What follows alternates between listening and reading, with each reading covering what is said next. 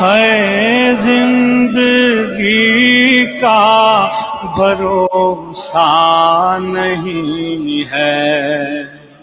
کربلا میں جو جائے گی زینب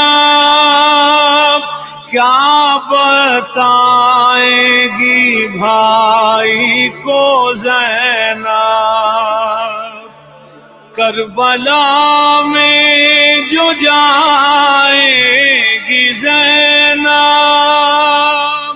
کیا بتائے گی بھائی کو زینب. چھٹ کے زندان سے جو آ رہے ہیں, چھٹ کے زندان سے جو آ رہے ہیں, ان میں پیاری سکینہ نہیں ہے. آؤ رو لیں شہ کربلا کو, زندگی کا ہے زندگی کا بھروسہ نہیں ہے.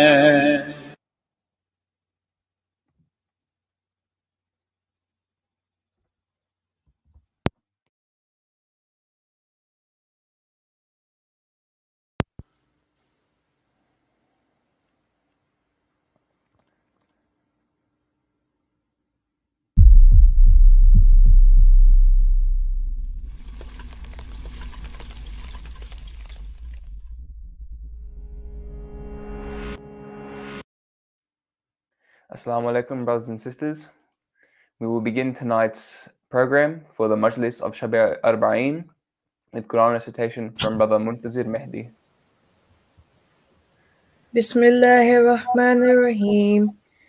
لا أقسم بهذا البلد وأنت حل بهذا البلد ووالد وما ولد لقد خلقنا الإنسان في كبد أيحسب أن لم يقدر عليه أحد يقول أهلكت مالا لبدا أيحسب أن لم يره أحد ألم نجعل له عينين ولسانا وشفتين وهديناه النجدين فلاقتحم العقبة وما أدراك ما العقبة فك رقبة أو إطعام في يوم ذي مسغبة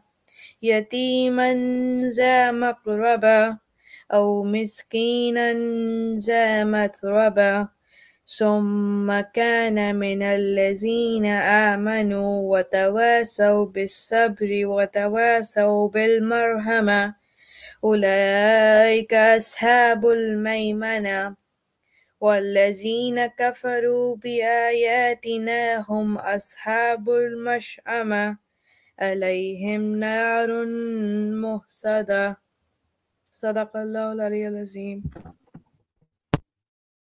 صلی علی محمد و آل محمد. Thank you very much, brother, for that beautiful Quran recitation.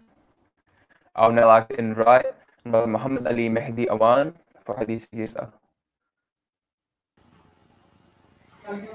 أعوذ بالله من الشيطان الرجيم بسم الله الرحمن الرحيم عن جابر بن عبد الله الأنصاري عن فاطمة الزهراء عليه السلام بنت رسول الله صلى الله عليه وآله وسلم قال سمعت فاطمة أنها قالت دخل علي أبي رسول الله في بعض الأيام فقال السلام عليك يا فاطمة فقلت عليك السلام قال إني أجد في بدني ضعفا فقلت له أعيذك بالله يا أبتاه من الضعف فقال يا فاطمة ائتيني بالكساء اليماني فغطيني به فأتيته بالكساء اليماني فغطيته به وصرت أنظر إليه وإذا وجهه يتلألأ كأنه البدر في ليلة تمامه وكماله. اللهم صل على محمد وآل محمد وعجل. فما كانت إلا ساعة وإذا بولدي الحسن قد أقبل وقال السلام عليك يا أماه، فقلت وعليك السلام يا قرة عيني وثمرة فؤادي. فقال يا أماه إني أشم عندك رائحة طيبة كأنها رائحة جدي رسول الله. فقلت نعم إن جدك تحت الكساء. فأقبل الحسن نحو الكساء وقال السلام عليك يا جداه يا رسول الله، أتأذن لي أن أدخل معك تحت الكساء؟ قال وعليك السلام يا ولدي ويا صاحب حوضي، قد أذنت لك. فدخل معه تحت الكساء. اللهم صل على محمد وآل محمد. فما كانت إلا ساعة وإذا بولدي الحسين قد أقبل وقال السلام عليك يا أماه، فقلت وعليك السلام يا ولدي ويا قوة عيني وثمرة فؤادي. فقال لي يا أماه إني أشم عندك رائحة طيبة كأنها رائحة جدي رسول الله. فقلت نعم إن جدك وأخاك تحت الكساء. فدنا الحسين نحو الكساء وقال السلام عليك يا جداه والسلام عليك يا من اختاره الله، وتأذن لي أن أدخل معكما تحت الكساء؟ فقال وعليك السلام يا ولدي ويا شافع أمتي، قد أذنت لك. فدخل معهما تحت الكساء. اللهم صل على محمد وآل محمد. فأقبل عند ذلك أبو الحسن علي بن أبي طالب وقال السلام عليك يا بنت رسول الله. فقلت وعليك السلام يا أبا الحسن ويا أمير المؤمنين. فقال يا فاطمة إني أشم عندك رائحة طيبة كأنها رائحة أخي وابن عمي رسول الله. فقلت نعم ها هو مع ولديك تحت الكساء. فأقبل علي نحو الكساء وقال السلام عليك يا رسول الله، أتأذن لي أن أكون معكم تحت الكساء؟ وقال له وعليك السلام يا أخي ويا وصي وخليفتي وصاحب اللواء، قد أذنت لك. فدخل علي تحت الكساء. اللهم صل على محمد وآل محمد وعجل. ثم أتيت نحو الكساء وقلت السلام عليك يا أبتاه يا رسول الله، أتأذن لي أن أكون معكم تحت الكساء؟ وقال السلام وعليك السلام يا بنتي ويا بضعتي، قد أذنت لك. فدخلت تحت الكساء. اللهم صل على محمد.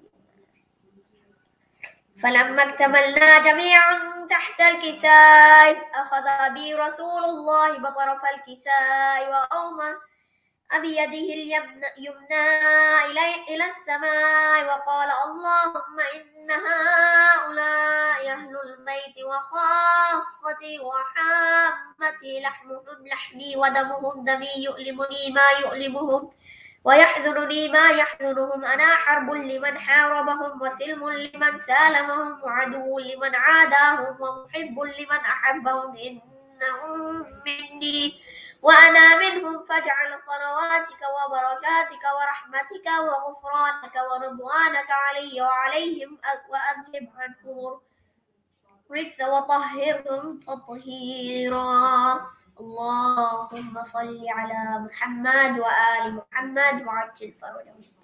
فقال الله عز وجل يا ملائكتي ويا سكان سماواتي إني ما خلقت سماء مبنية ولا أرضا مضحية ولا قمرا منيرا ولا شمسا مضيئة ولا فلكا يدور ولا بحرا يجري ولا فلكا يسري إلا في محبة هؤلاء الخمسة الذين هم تحت الكساء. فقال الأمين جبرائيل يا رب ومن تحت الكساء؟ فقال عز وجل هم أهل بيت النبوة ومعدن الرسالة، هم فاطمة وأبوها ومعلمها ومنوها. اللهم صل على محمد. فقال جبرائيل يا رب يتأذن لي أن أهبط إلى الأرض وليكون معكم سادسا. فقال الله نعم قد أذنت لك. فهبط الأمين جبرائيل وقال السلام عليك يا رسول الله. العلي الأعلى يقرأك السلام ويخصك بالتحية والإكرام ويقول لك وعزتي وجلالي إني ما خلقت سماء مبنية ولا أرضا مضحية ولا قمرا منيرا ولا شمسا مضيئة ولا فلكا يدور ولا بحرا يجري ولا فلكا يسري إلا لأجلكم ومحبتكم، وقد أذن لي أن أدخل معكم فهل تأذن لي يا رسول الله؟ فقال يا رسول الله وعليك السلام يا أمير وحي الله إنه نعم قد أذنت لك.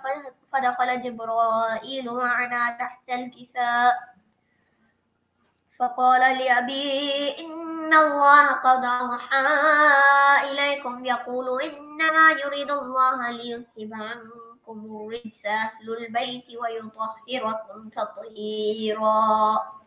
اللهم صل على محمد. فقال علي لأبي يا رسول الله أخبرني ما لجلوسنا هذا تحت الكساء من الفضل عند الله. قال النبي والذي بعثني بالحق نبيا واصطفاني بالرسالة نبيا ما ذكر خبرنا هذا في محفل من محافل أهل الأرض وفيه جمع من شيعتنا ومحبينا إلا ونزلت عليهم الرحمة وخفت بهم الملائكة واستغفرت لهم إلى أن يتفرقوا. فقال علي إذا والله فزنا وفاز شيعتنا ورب الكعبة. اللهم صل على محمد. فقال النبي ثانيا يا علي والذي بعثني بالحق نبيا واصطفاني بالرسالة نبيا ما ذكر خبرنا هذا في محفل من محافل أهل الأرض وفي دم من شيعتنا ومحبينا وفيهم مهموم إلا وفوت الله همه لا يمين ولا مهموم إلا وكشف الله غمه لا يمين ولا طالب حاجة إلا وقضى الله حاجته لا يمين. فقال علي إيه والله فزنا وسعدنا وكذلك شيعتنا فازوا وسعدوا في الدنيا والآخرة ورب الكعبة. اللهم صل على محمد وعلى محمد. Thank you very much for that beautiful and wonderful recitation of Hadith Kisa. Last night, brothers and sisters, Sheikh Mehdi followed up on his previous two lectures titled The Scholar and the Servant with a lecture titled The Message. The main purpose of a scholar is to propound a message to those who will listen. For what is the purpose of a scholar if there is no message to illuminate and express? In Islam, the message of our Master, the Almighty Allah subhanahu wa ta'ala, is one of mercy and deliverance from ignorance. This message of mercy is outlined and explained in the Quran and is no better exemplified by the story of Prophet Yusuf, as the brothers of Yusuf, despite living lives of evil and cruelty, went to the graves with the mercy of Allah. The message is also one of knowing struggle. This dunya is cruel and difficult to navigate, so to be a faithful servant of this religion is no easy task. Struggle is necessary to attain a fulfilling existence. As the Sheikh yesterday gave the example of putting children through the struggle of discipline when it comes to prayer, so that they can make their lives in this dunya and beyond easy and comfortable. It is the role of the scholar to speak to the servants of Allah subhanahu wa ta'ala and teach them of this holy message. Shaykh used the example of the Prophet, peace be upon him, to highlight what it is a scholar does in order to propound the divine message of Allah. In order to dispel the cloud of ignorance caused by the idolatry the Arabs practiced, it was a task of the Prophet to slowly espouse the message of Allah. Rather than overwhelm the people, he began the message by first establishing the principle of La ilaha illallah, and then laying down the rules of religion, such as the prohibition of alcohol. Such is the mastery of the Prophet, for after he established the message of Islam within the region, the cloud of ignorance had begun to dissipate. That is the importance of the scholar and the message. It is because of the scholar's dedication to disseminating the message that the servant becomes enlightened and informed, and subsequently they are now aware of their existence within the parameters of Islam.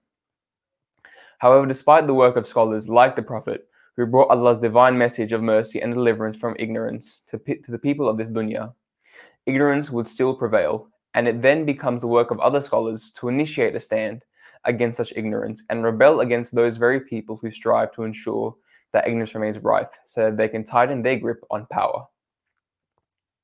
It is this rebellion against misconstrued versions of Islam to deliver the people from ignorance which formed the ideological basis of the stand of Imam Hussein and his companions on the plains of Karbala. The rebellion of these scholars went beyond the sacrifices that occurred on the 10th of Muharram and ended up in the court of Yazid in Sham. It is here that Bibi Zainab continued the espousal of the divine message. Zainab's task was to deliver the people of Sham from the ignorance which the Umayyads had established, to create a stranglehold on the people of Sham and remove them from the true image of Islam which the Prophet had brought into the world. As such, it is the scholar's duty to act as a vehicle for the divine message of Allah and enlighten the servants of Allah so that they are freed from the cloud of ignorance and are given the mercy of God. They must teach the servants of God about the importance of struggle in the dunya so that we may ensure a safe and comfortable position in the hereafter. And when that message is being challenged and threatened, it must be defended so that it can live beyond us and remain for future generations. Without further ado, I will now like to invite Sheikh Muhammad Mehdi to begin his lecture for tonight with loud salawat. Allahumma salli ala Muhammad wa ala Muhammad. All Muhammad وعجل فرجه.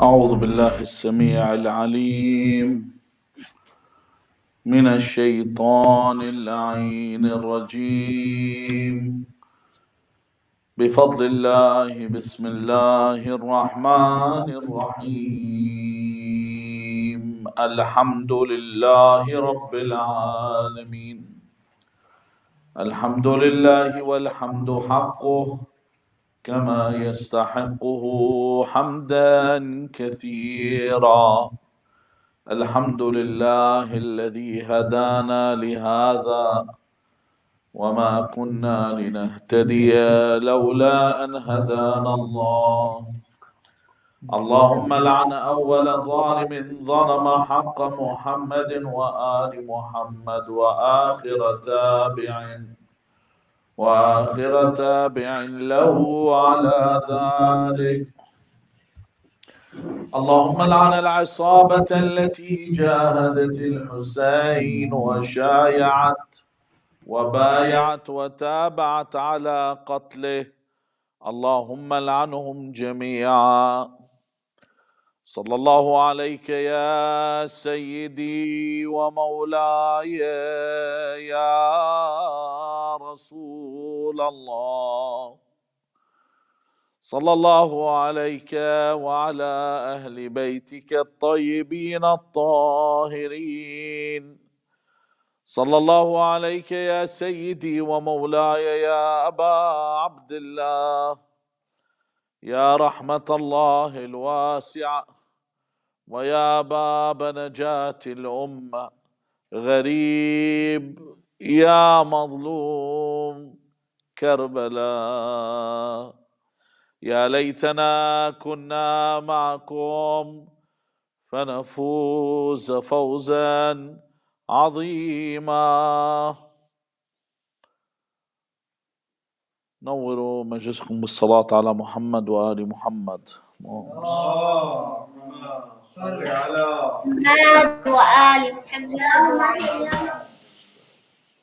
So we undertake this journey of life.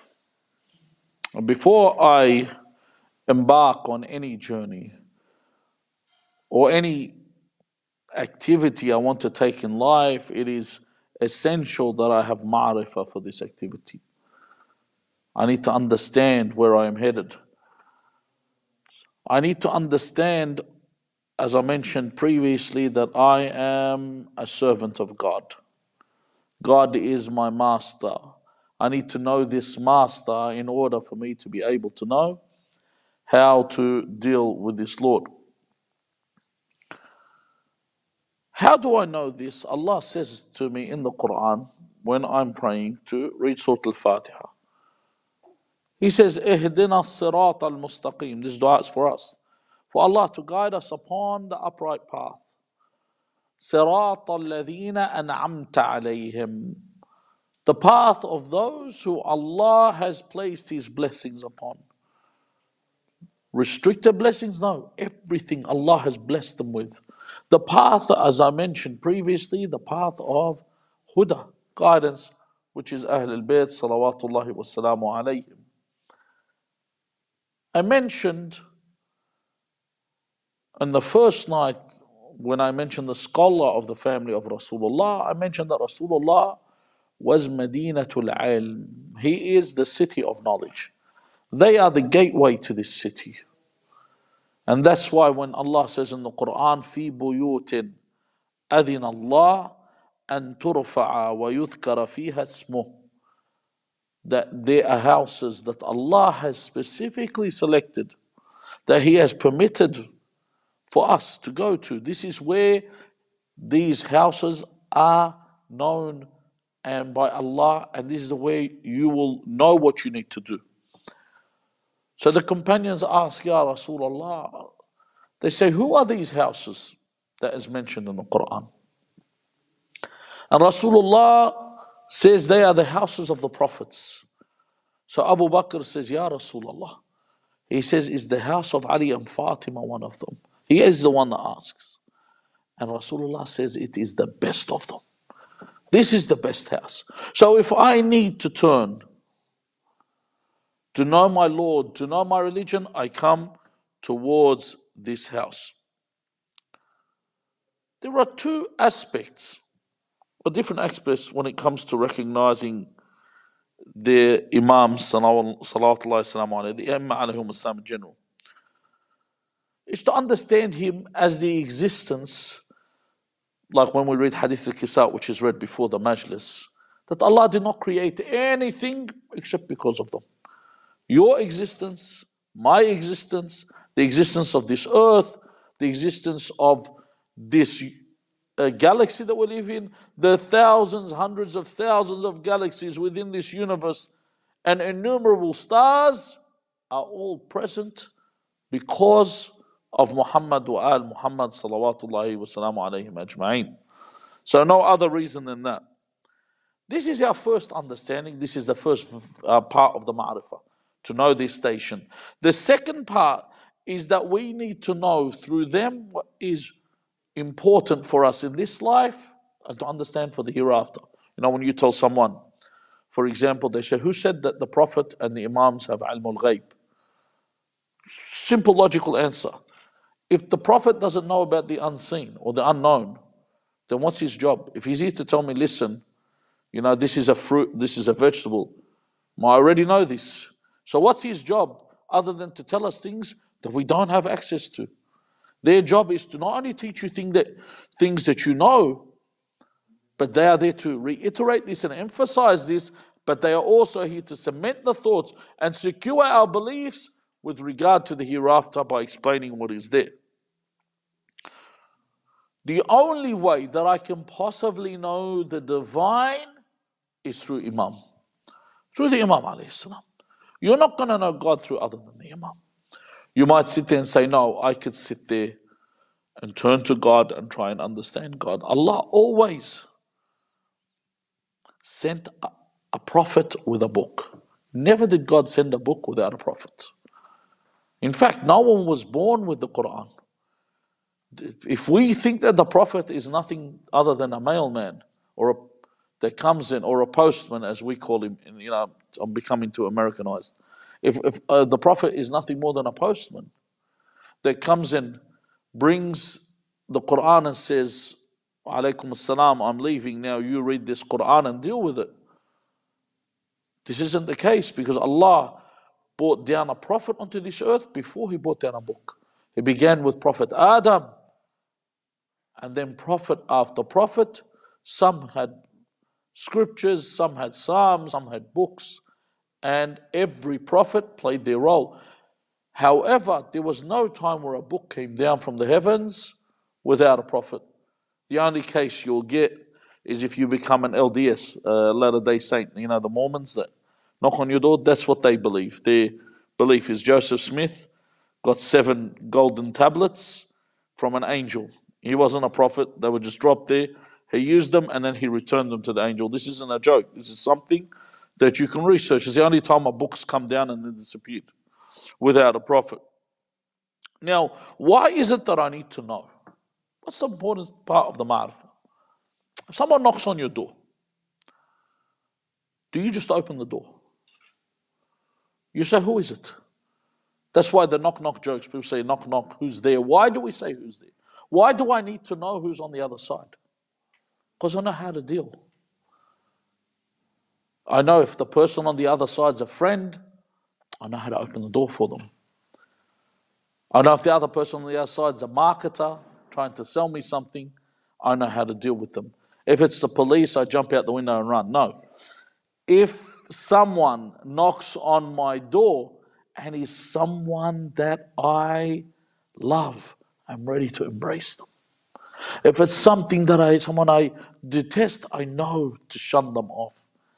This is why when people ask you about the value of the Imam, they don't know the Imam yet. When they ask you, why do you do this with regard to the Imam? They don't have the understanding of the Imam.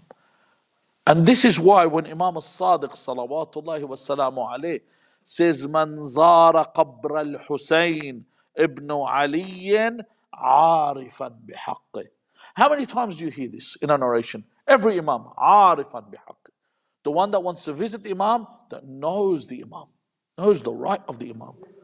Because anyone can walk in, anyone can deal with someone and not know who they're dealing with. Anyone can deal with someone without understanding. People can, for example, when you give them something of value, they don't understand what it is. They don't understand its value. For example, if someone's going to give you, I remember when I first went overseas, the first time I went to Lebanon, someone gave me something to eat and he said, this is called liba. And I ate the liba. What it was the creamy coat on top of the yogurt when they make it. And this is something that's really sought after. And if you have it, it means they're really treating you like a guest. Because I didn't even understand what it was, I think it went to waste for them.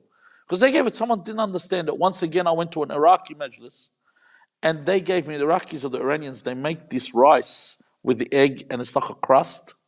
And they put a lot for me on top of my rice. I didn't know what it was. Once again, that went to waste. Why? Because I ate something. It's like giving someone that's a street urchin, giving him black sturgeon caviar. They're not going to know what they're eating. They're not going to understand it. So they don't understand, yes, I'm eating this or I'm eating that. Or when you give someone, for example, an exotic home or car, they don't understand it. And these are worldly things that I'm just mentioning. When it comes to the Imam, there are people that go past and they don't understand who this Imam is. The ones that understand know how to deal with this Imam. Why arfan bihaqqi? Why is it I have to know haqq al-Imam? I want to tell you something. Imam Ali ibn al-Hussein Zayn al-Abidin alayhi salam in على محمد وآل محمد. first dua in Sahih al-Sajadi. He said, had God not taught us to be grateful, then we would be like cattle. He says no worse than cattle. Why? Because we wouldn't understand the value of gratitude. You see these people that don't have gratitude? They are valueless in life. You know, ingrates, people that take everything for granted. In the world we live in, there's many of them. There are people living in this country, 24 hours electricity. That's a big thing. Water we wash our backsides with is drinking water. This is what, put it this way, this is what you're doing in this world, in Australia. I'm not talking, this is not fadl for the Australian government. This fadl Allah has given to us by being here. Because these freedoms they give you, it's from usurping other countries. Just keep that in mind. Now, you have all this. You have work, you have food on your table, you have health, you have all this, and people are ungrateful.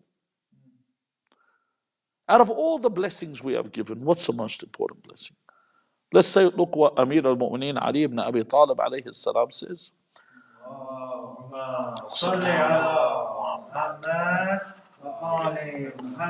He says, Ala wa inna minan ni'am sa'atul mal.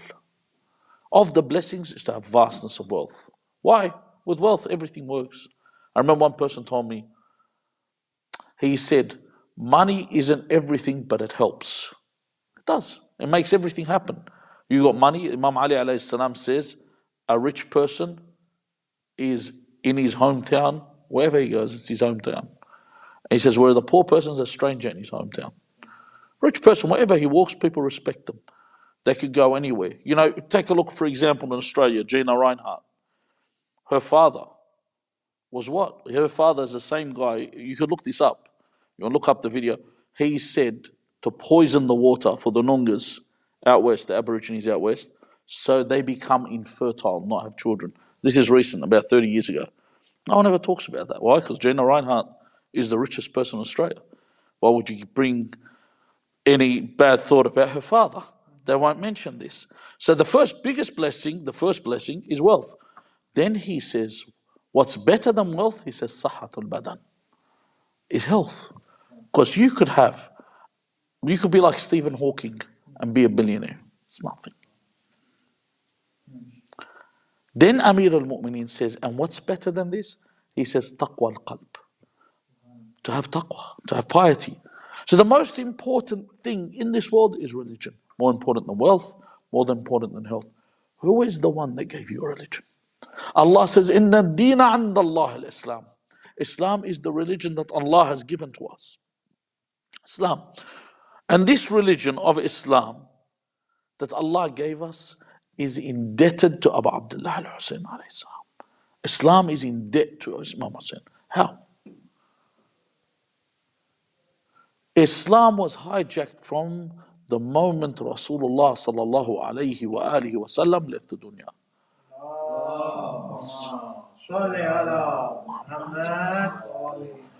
He left the dunya and the religion began to change.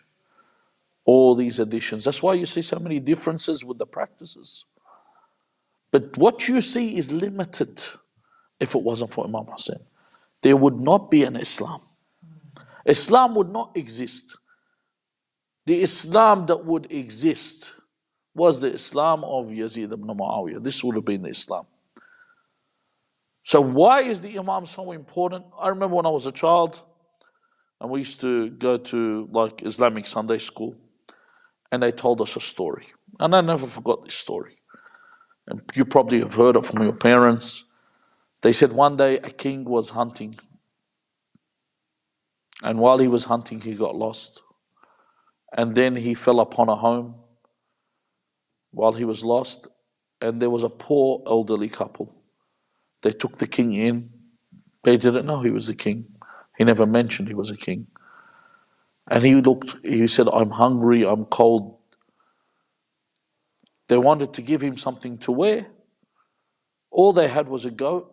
And so they took the skin off the goat, they killed the goat, and they cooked food for him. They gave him the skin of the goat, something to cover himself with, and they fed him.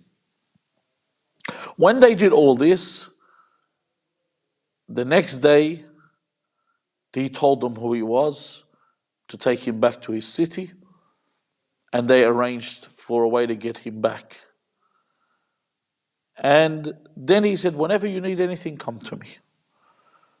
Months went by, and this elderly man came to see this king. And he said to the king, I've come here to get the reward you told me to come and get. So the king said to his advisors, what should I reward him with?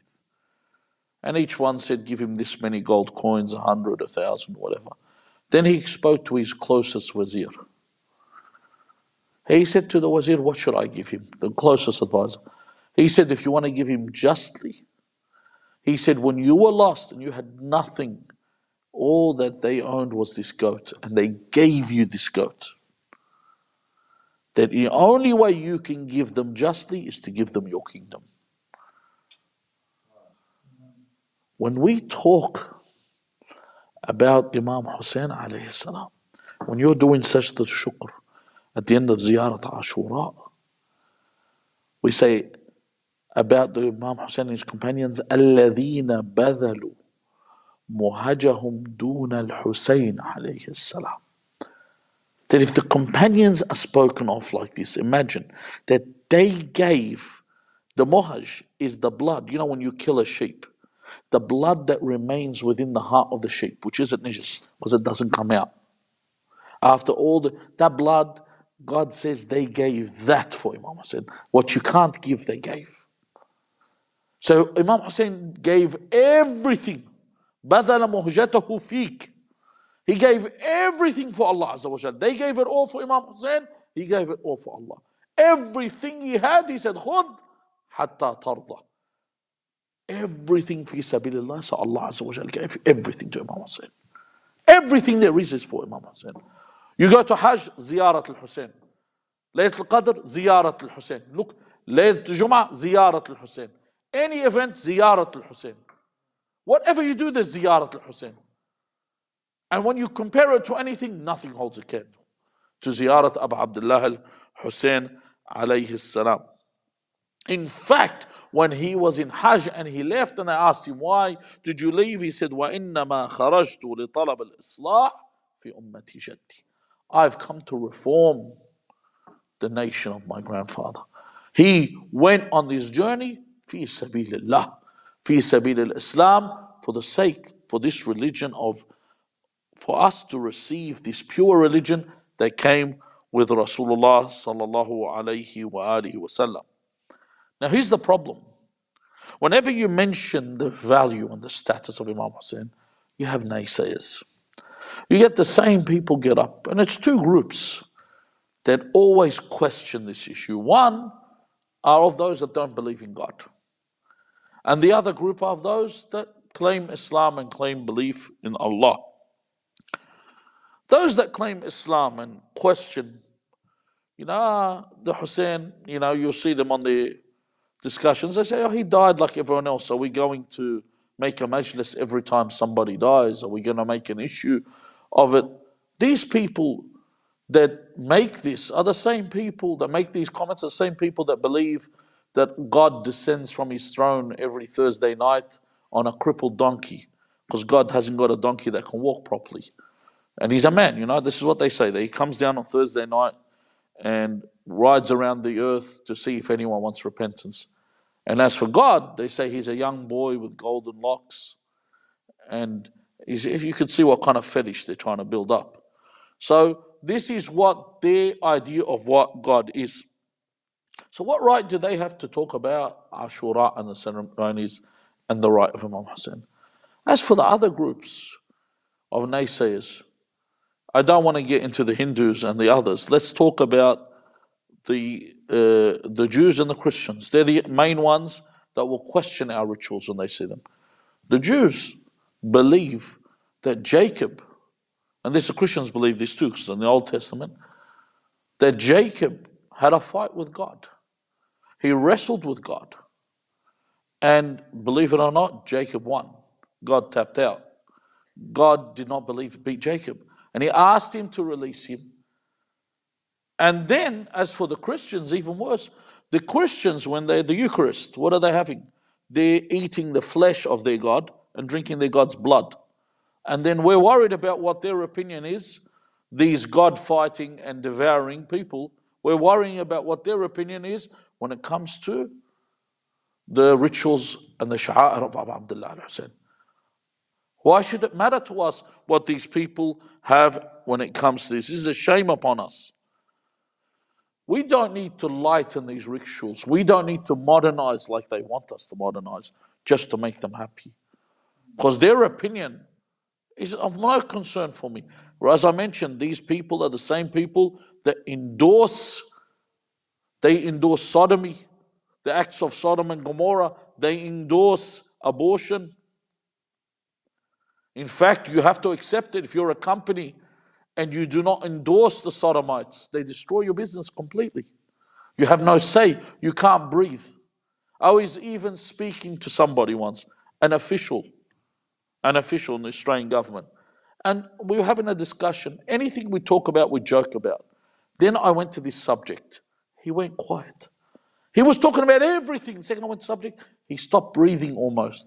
Because he was afraid he'd lose his job.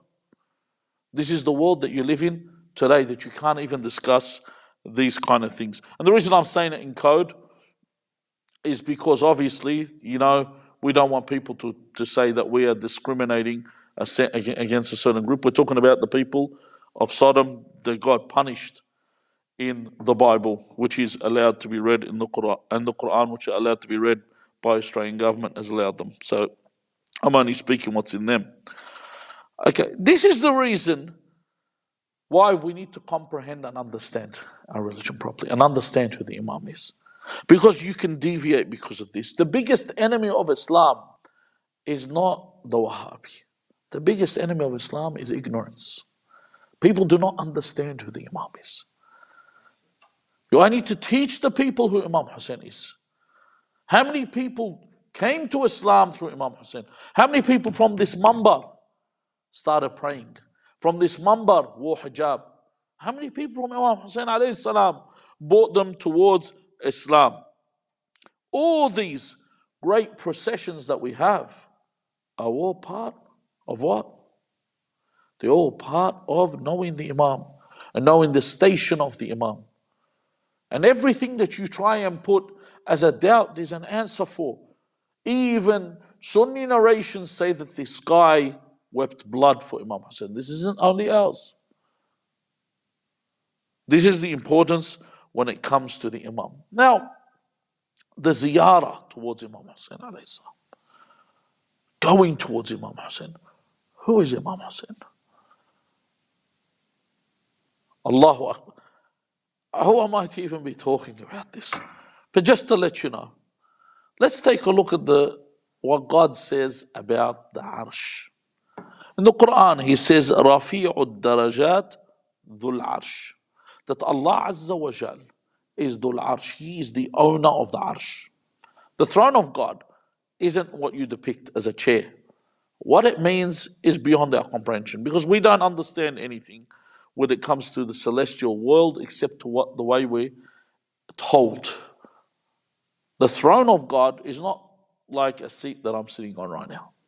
So like the mambar. It's what it is, Allahul Alam. Allah is the possessor of this. And then He says, after He created everything, ثُمَّ اسْتَوَى عَلَى الْعَرْشِ. He established His sovereignty upon this throne, upon the arsh. In fact, He also says, ذِي قُوَّةٍ عِنْدَ ذِي الْعَرْشِ مَكِينٍ. That this throne of God is a secure throne. What is on this throne? He says, وَتَرَى الْمَلَائِكَةَ حَافِينَ مِنْ حَوْلِ الْعَرْشِ. That the angels are surrounding the arsh of Allah. The angels circumambulate the arsh of Allah. And this is the station of this position. When Allah speaks about this arsh, He mentions other things. He says, وَهُوَ رَبُّ الْعَرْشِ الْعَظِيمِ. The great throne. لَا إِلَهَ إِلَّا هُوَ رَبُّ الْعَرْشِ الْكَرِيمِ. the honorable throne. Dhul Arshil Majid, the glorious throne. All this, why am I saying all this? So you understand what Arsh Allah is in the Quran. What Allah speaks about the throne of God.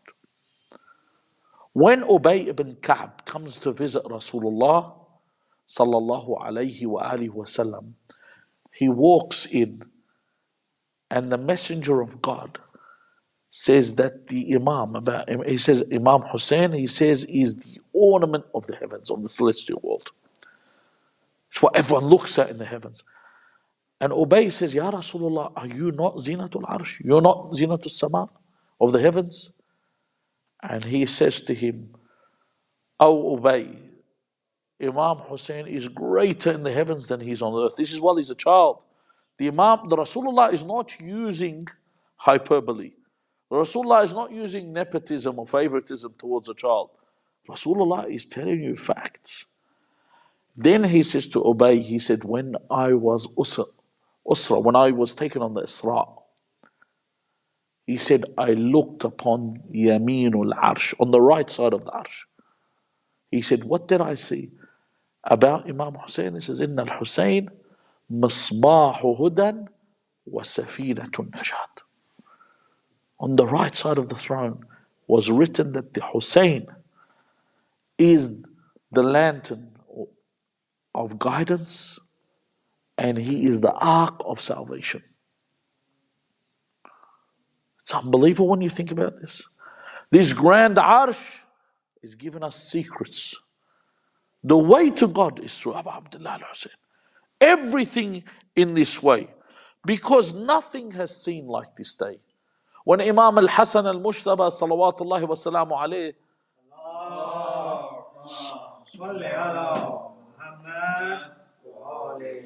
when he was poisoned and Imam Hussein sat by him and was weeping, Imam Hassan looked and he said, Oh my brother Hussein, one man has killed me.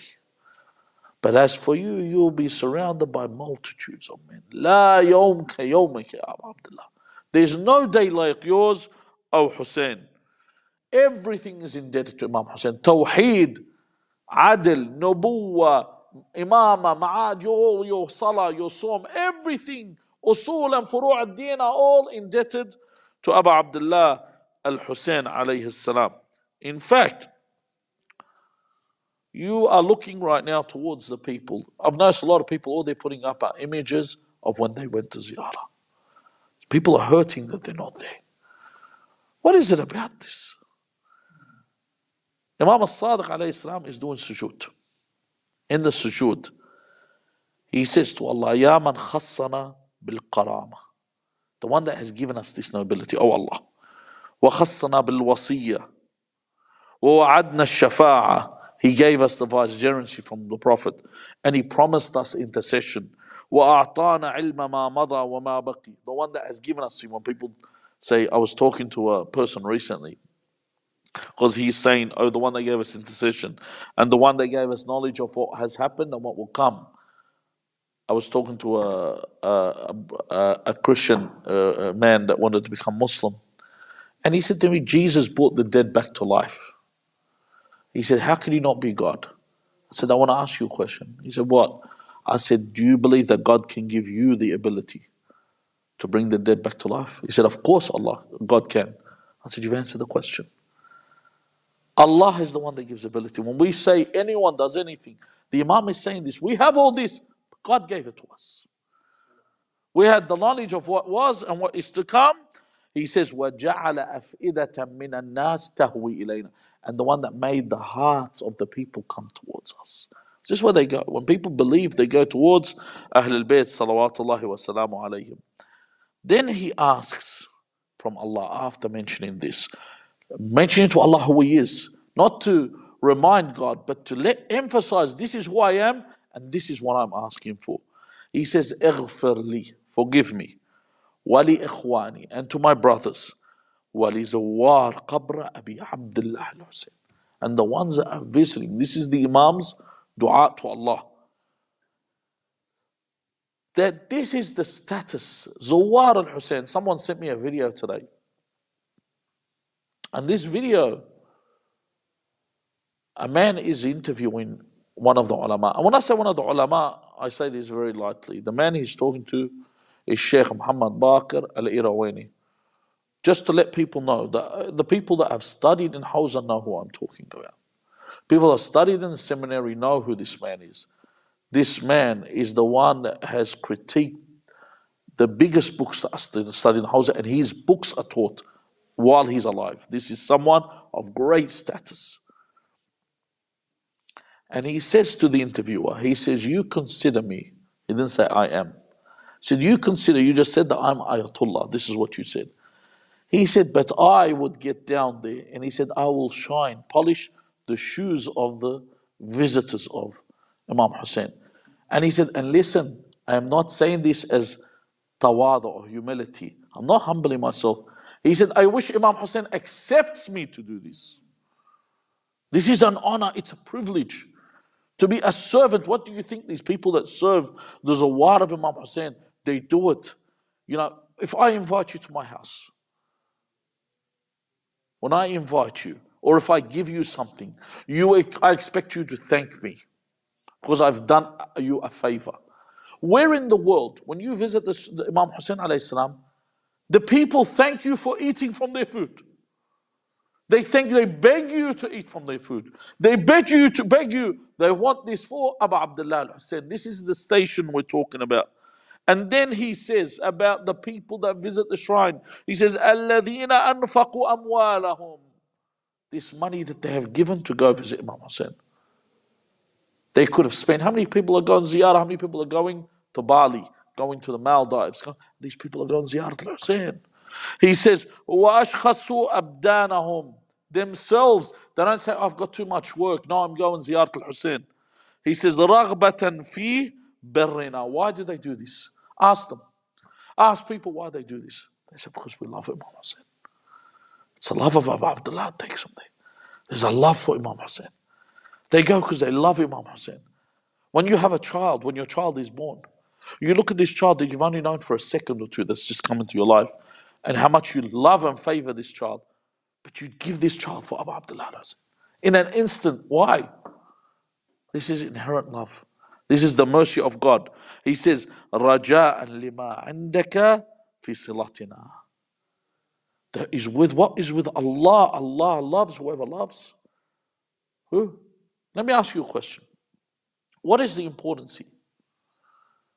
Why is there so much emphasis on this?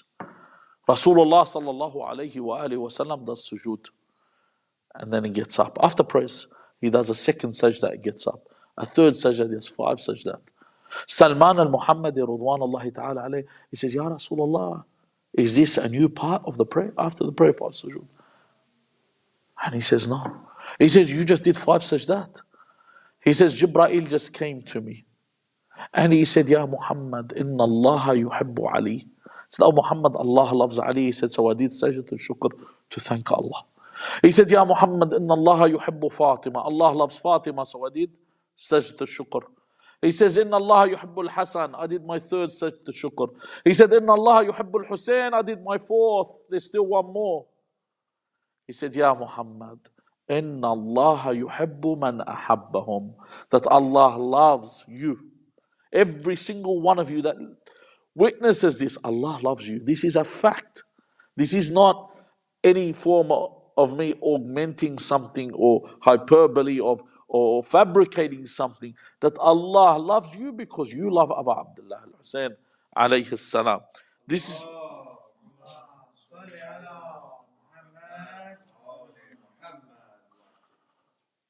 So when you think about this, in this dua,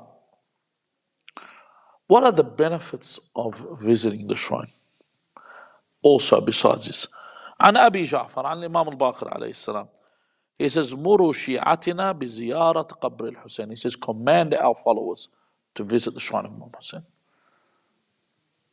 You never ask someone. I remember one of the brothers, he told me, I want to go ziyarah. This was at the end of 2019, beginning of 2020, before COVID blocked everything. He said, I was going, it was a group that were going in January. He said, my father, I've already paid for it, my father doesn't want me to go. I went to his house and I sat with his father. because this is big. And in the end, he allowed him to go. And then when he returned, that's when travel went. And I said, imagine you didn't go. This would be a hasra on you to the day of judgment. You had to go. This is too important for you to let go Ziyarat Abu Abdullah. Command our followers to visit the grave of Imam Hussein.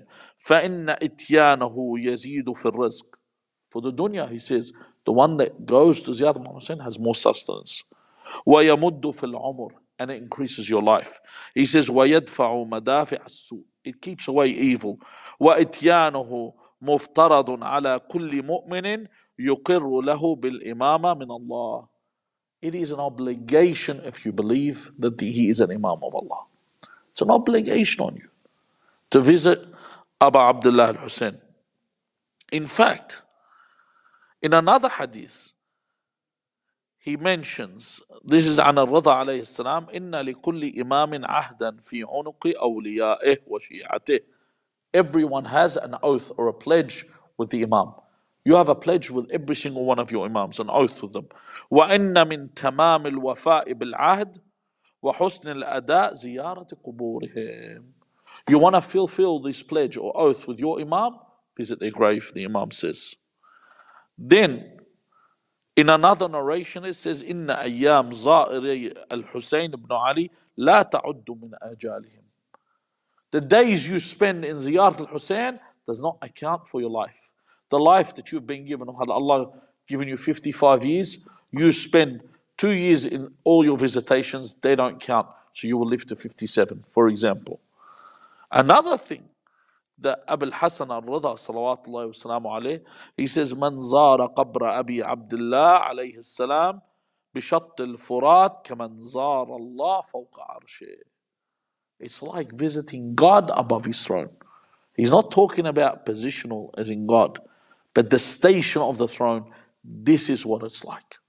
Visiting the grave of Abu Abdullah al-Hussein.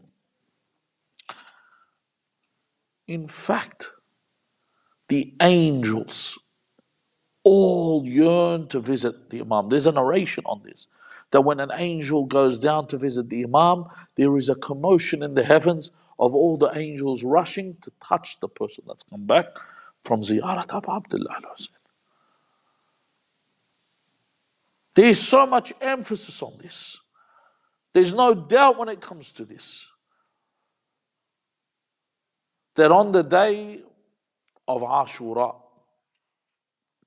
on the day, let's go back to Karbala, on the plains of Karbala, it got to the point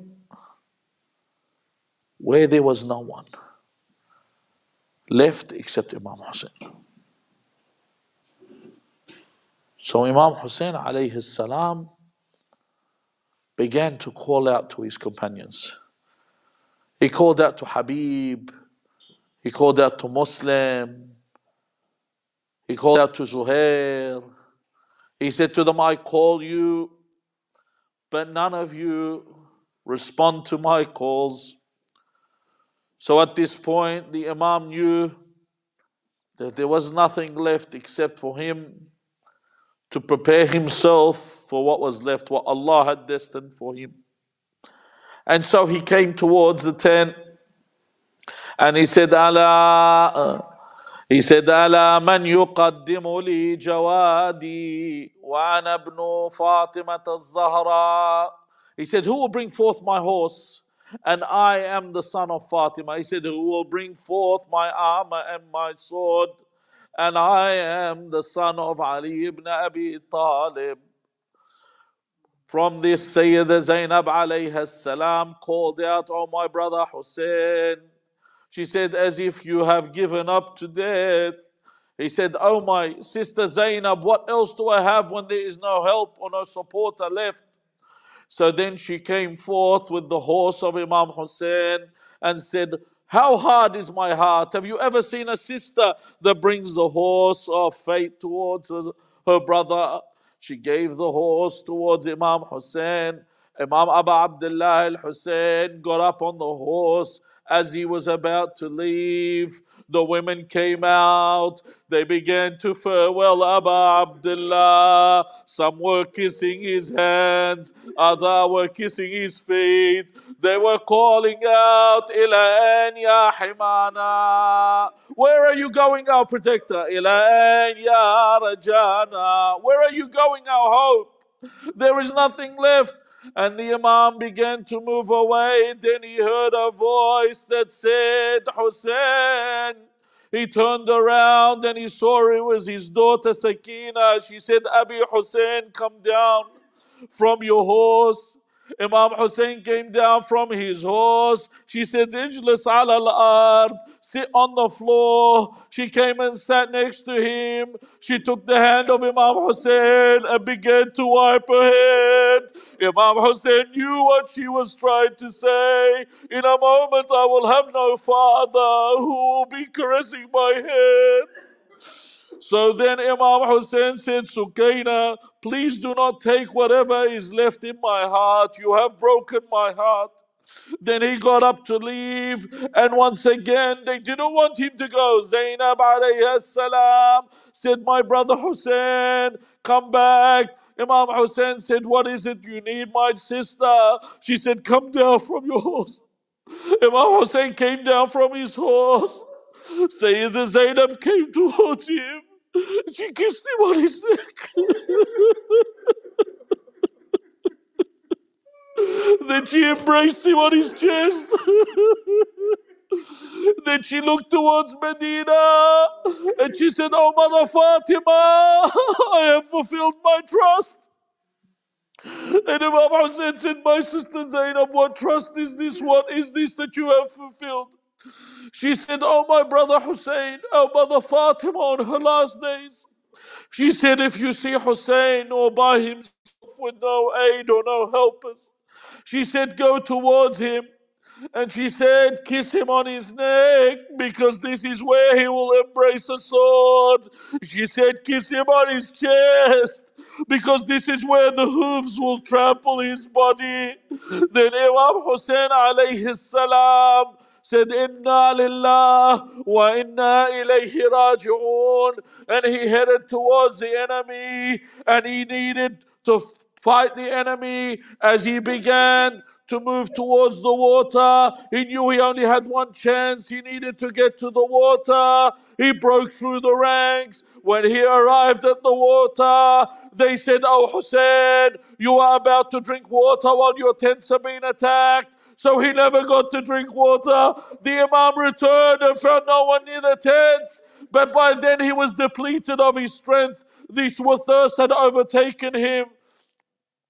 So as he continued to fight and he had no more strength, as he sat to stand in the shade to rest for a little, then they began to attack him. Umar ibn Sa'd said, attack him from all sides. Some attacked him with arrows, others attacked him with rocks, people attacked him with sticks, whatever they could use. As he took to rest one more time, the one la'in threw a stone and hit him on his head. Then the blood came down into the eyes of Abu Abdullah as he went to wipe the blood from his eyes.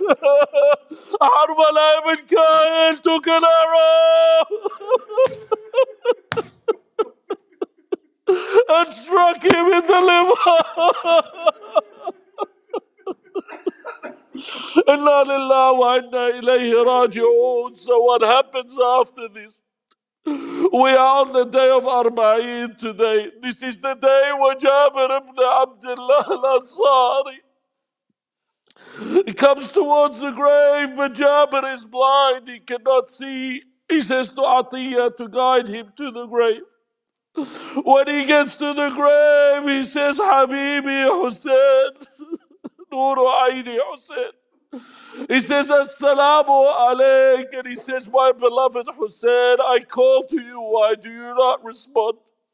He speaks to the body of the Imam. I want to let you know that on this day, when you go to visit these graves, know that these graves are seated without any heads. A lot of people do not know this. That even on the day of Ashura, Even on the day of Ashura, you know that Ali al-Asghar was buried. Imam Hussein, after Harmala killed him, he buried him next to the tent. Then he was left there. And when these armies wanted to each take a head, one tribe did not have a head. They said, we need a head. Then someone said, I saw the Imam. He dug us next to the tent where there was the body of Ali Asghar. They removed the body and severed the head to even take this. Not even a single body was there with a head. So when he sat there and he said, Salamu alayka ya Aba Abdullah. Assalamu alayka ya ibna Rasulillah. Tomorrow is the day of Arbaeen. We are unfortunate, we are far away from Imam Hussein. We ask Allah Azza wa Jal to grant us ziyarat al-Hussein alayhi salam. In this time, not only in Arbaeen, in any time, the first opportune moment, we have to go visit the Imam. Our hearts are in need of this. We've been so far for too long. We ask Allah on this day to cure our sick. We ask Allah Azza wa Jal on this day to resolve our problems. There are so many problems in the community today, especially of all that's been happening. We ask Allah to put mercy in our hearts to one another. We ask Allah to relieve us of the tyranny that surrounds us. بظهور الحجة. Everything. ثقوا بالله. Have trust in God. All your problems are with Imam Mahdi. He is the solution for everything. Ask for him more than you ask for treasures. Ask for him more than you ask for anything in the dunya. The biggest thing you can get in the dunya is Imam al-Hujjah. It's the biggest thing you can have, and the biggest thing for your akhirah is Imam al-Hujjah. We ask Allah Azza wa Jal to hasten the reappearance of our Imam.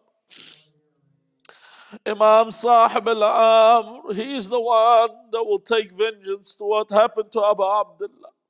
اللهم صل على محمد وآل محمد. اللهم قل لوليك الحجة ابن الحسن صلواتك عليه وعلى آبائه في هذه الساعة وفي كل ساعة وليا وحافظا وقائدا وناصرا ودليلا وعينا حتى تسكنه أرضك طوعا وتمتعه فيها طويلا برحمتك يا أرحم الراحمين. السلام عليك يا أبا عبد الله وعلى الأرواح التي حلت بفنائك. عليك مني سلام الله أبدا ما بقيت وبقي الليل والنهار، ولا جعله الله آخر العهد مني لزيارتكم.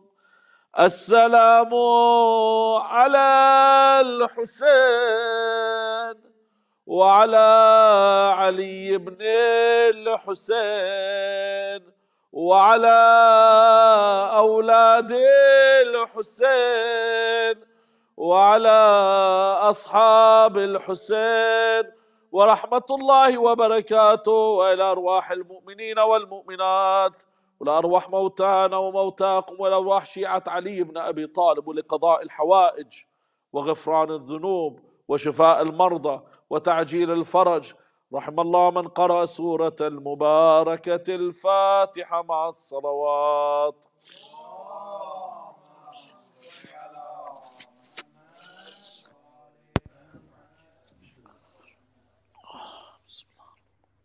Thank you, Sheikh, for continuing to impart unto us knowledge and providing us with yet another enlightening lecture. I would now like to hand over to Uncle Abul Hassan Jafri to begin the Urdu segment of the program. Allahumma salli ala Muhammad wa ali Muhammad wa ajil farajahum. Thank you. मुझसे पढ़वा लेना पहले, मुझे Japan पढ़ना है. Bar Muhammad wa ali Muhammad salawat. Allahumma salli ala Muhammad wa ali Muhammad wa ajil. सबसे पहले मैं गुजारिश करूंगा ब्रदर इमरान नजीरी से कि वो आए बारगाह इमामत में हदिया पेश करें. बर मोहम्मद व आले मोहम्मद सलावत. اللهم صل على محمد وآل محمد وعجل فرجهم. بسم اللہ الرحمن الرحیم. السلام علیکم. شب علیکم. اربعین ہے، اسی کے حوالے سے کلام ہے. بسم اللہ. آرام سے سنیے گا. بسم اللہ الرحمن الرحیم. آزاد ہو گئے جو حرم قید شام سے، ماتم ہوا تھا خلق سکینہ کے نام سے. زینب یہ رو کے کہتی تھی بے کس امام سے، لپٹیں گے جا کے قبر شے تشنا کام سے.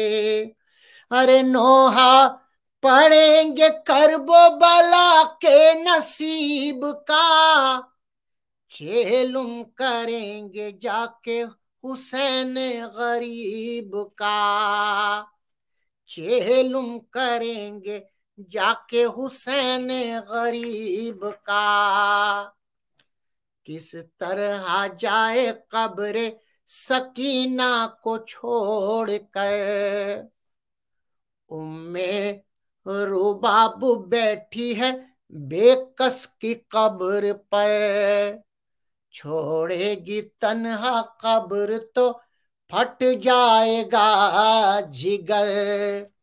روح رباب جسم سے کر جائے گی سفر، ماں کس طرح سے چھوڑ دے اپنے گلاب کو، سجاد تم ہی آ کے سنبھالو رباب کو، سجاد تم ہی آ کے سنبھالو رباب کو. المختصر کے شام سے رخصت ہوئے حرم، گھر میں یزید کے کیا مظلوم شہ کا غم، سب نے اٹھائے کرب و بلا کی طرف قدم، تھے سب سے آگے غم کی نشانی سیاہ علم. اب تر کریں گے اشکوں سے قبر حسین کو، بیٹی کا پرسہ دیں گے شہ مشرقین کو، بیٹی کا پرسہ دیں گے شہ مشرقین کو. پہنچا جو کربلا میں غریبوں کا قافلہ، دیکھا جو دور سے شہ والا کا مقبرہ، اب ختم ہوتا جاتا تھا زینب کا حوصلہ، پھر سے غموں کے ماروں میں ہونے لگی بکا. ارے قبر حسین دیکھ کے جاں سے گزر نہ جائے، زینب پکاری سید سجاد مر نہ جائے، زینب پکاری سید سجاد مر نہ جائے. جابر کی آئی اتنے میں آواز ٹھہر جاؤ، جاگیر ہے یہ غازی کی عماریہ بٹھاؤ، اکبر کے نام ہے یہ زمین تم ادب سے آؤ، زائر حسین کے ہو تو فرش عزا بچھاؤ. ارے عابد پکارے رنج و علم کے ستائے ہیں، ہم شام سے حسین کے چہلم میں آئے ہیں، ہم شام سے حسین کے چہلم میں آئے ہیں. جابر پکارے میں ہوں مجاور حسین کا، میں غم منا رہا ہوں مسافر حسین کا. سجاد نے کہا ہوں میں ذاکر حسین کا، اور بد نصیب بیٹا ہوں صابر حسین کا. ارے جابر پکارے साहिब रूदाद तो नहीं, ऐ मौला आप सैयद सज्जाद तो नहीं। आबिद ये रोक के बोले वो लाचार मैं ही हूँ, मजलूम बेकसों का आजादार मैं ही हूँ। इन कैदियों का काफिला सालार मैं ही हूँ, देखे हैं जिसने शाम के बाजार में ही हूँ। अरे गुजरा हूँ कत्ल गाहों से और कत्ले आम से, अफसोस है कि जिंदा पलट आया शाम से।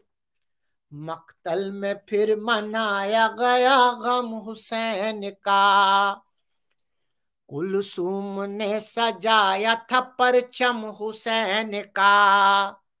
सादात में बपा हुआ मातम हुसैन का, पुरसा लिया यतीमों ने पैहम हुसैन का। अरे जारी रहा जो मातम मजलूम देर तक, मलमल के रोई ज़ैनब कुलसूम देर तक, मिल मिल के रोई ज़ैनब कुलसूम देर तक। सलवात बावाज़ बुलंद। हुमा सल्ली अला मुहम्मद व आले मुहम्मद व अज्जल फरजहम। जज़ाकल्लाह इमरान। अब मैं गुजारिश करूँगा ब्रदर कंबर से कि वो आए बारगाह मोहम्मद में सलाम का दिया पेश करें। पर मोहम्मद व आले मोहम्मद सलावत।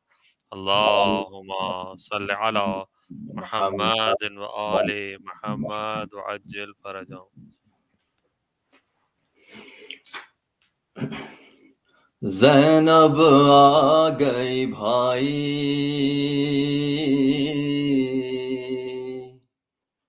ज़ैनब आ गई भाई, लो जिंदाने शाम से छुटकर, ज़ैनब आ गई भाई, अब न यहाँ से घर जाएगी, लौट के ये माँ जाई, ज़ैनब आ गई भाई, लो जिंदाने शाम से छुटकर, बाद तेरे ऐसा लूटा घर, सर पे न छोड़ी एक के चादर, खींच लिया बीमार का बिस्तर, देती रही मैं दुहाई, ज़ैनब आ गई भाई, तारीकी रस्ते अनजाने, दुश्मन हर सू नेज़े ताने, करबो बला के बन में न जाने, कैसी शाम थी आई, ज़ैनब आ गई भाई, हसरत तो थी जाने ख्वाहर, देते इजाजत गर ये सितमगर, میت پر کچھ دیر ٹھہر کر رو لیتی ماں جائی، زینب آ گئی بھائی، سر کھولے بے مکناؤ چادر، آدھا لے گئے ہم کو در در، کیا بولوں ایک ایک قدم پر، کس کس کی یاد آئی، زینب آ گئی بھائی، کوڑے جب بیمار پہ برسے، روتے تھے ہم سب ہنستے تھے، حکم تیرا تھا ہم بے بس تھے، جھیل گئی رسوائی، زینب آ گئی بھائی، چلتے چلتے شام جو پہنچے، کچھ مت پوچھو بھیا ہم سے، موت تھی بہتر اس جینے سے، موت مگر نہ آئی، زینب آ گئی بھائی، ہائے میرا بیمار بھتیجا، پل پل خون کے آنسو رویا، کیا کرتی مجبور تھی بھیا، کچھ نہ بہن کر پائی، زینب آ گئی بھائی، تیری یاد میں اس دکھیا کے آنسو ایک نہ پل تھمتے تھے، کس کو پتا تھا اس صورت سے، اس کو ملے گی رہائی، زینب آ گئی بھائی، تیری یاد جب آتی تھی وہ روتی تھی چلاتی تھی وہ، روز تماچے کھاتی تھی وہ، ہائے تیری شیدائی، زینب آ گئی بھائی، لو زندان شام سے چھٹ کر، صلوات محمد وآل محمد، اللہم صلی علی محمد وآل محمد۔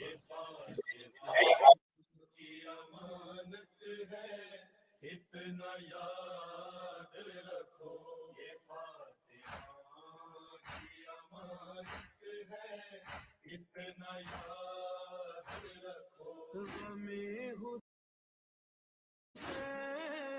نئی نسل کے سپرد کرو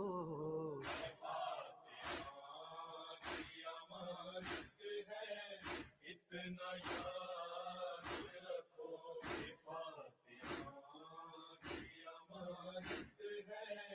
اتنا یاد رکھو یہ کہہ کے لاؤ جلوسوں میں اپنے بچوں کو یہ کہہ کے لاؤ جلوسوں میں اپنے بچوں کو چلو ہمارے قدم سے قدم ملا کے چلو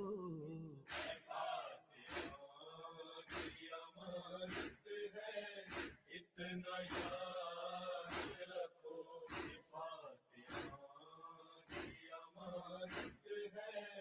اتنا یاد رکھو ملا تھا جیسے بزرگوں سے تم کو ویسے ہی ملا تھا جیسے بزرگوں سے تم کو ویسے ہی علم جوانوں کے ہاتھوں میں اپنے ہاتھ سے دو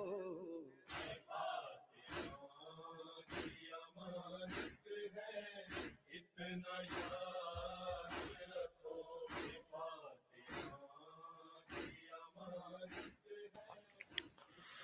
محمد وآل محمد صلوات اللہم صلی علی محمد وآل محمد وعجل فرجہم.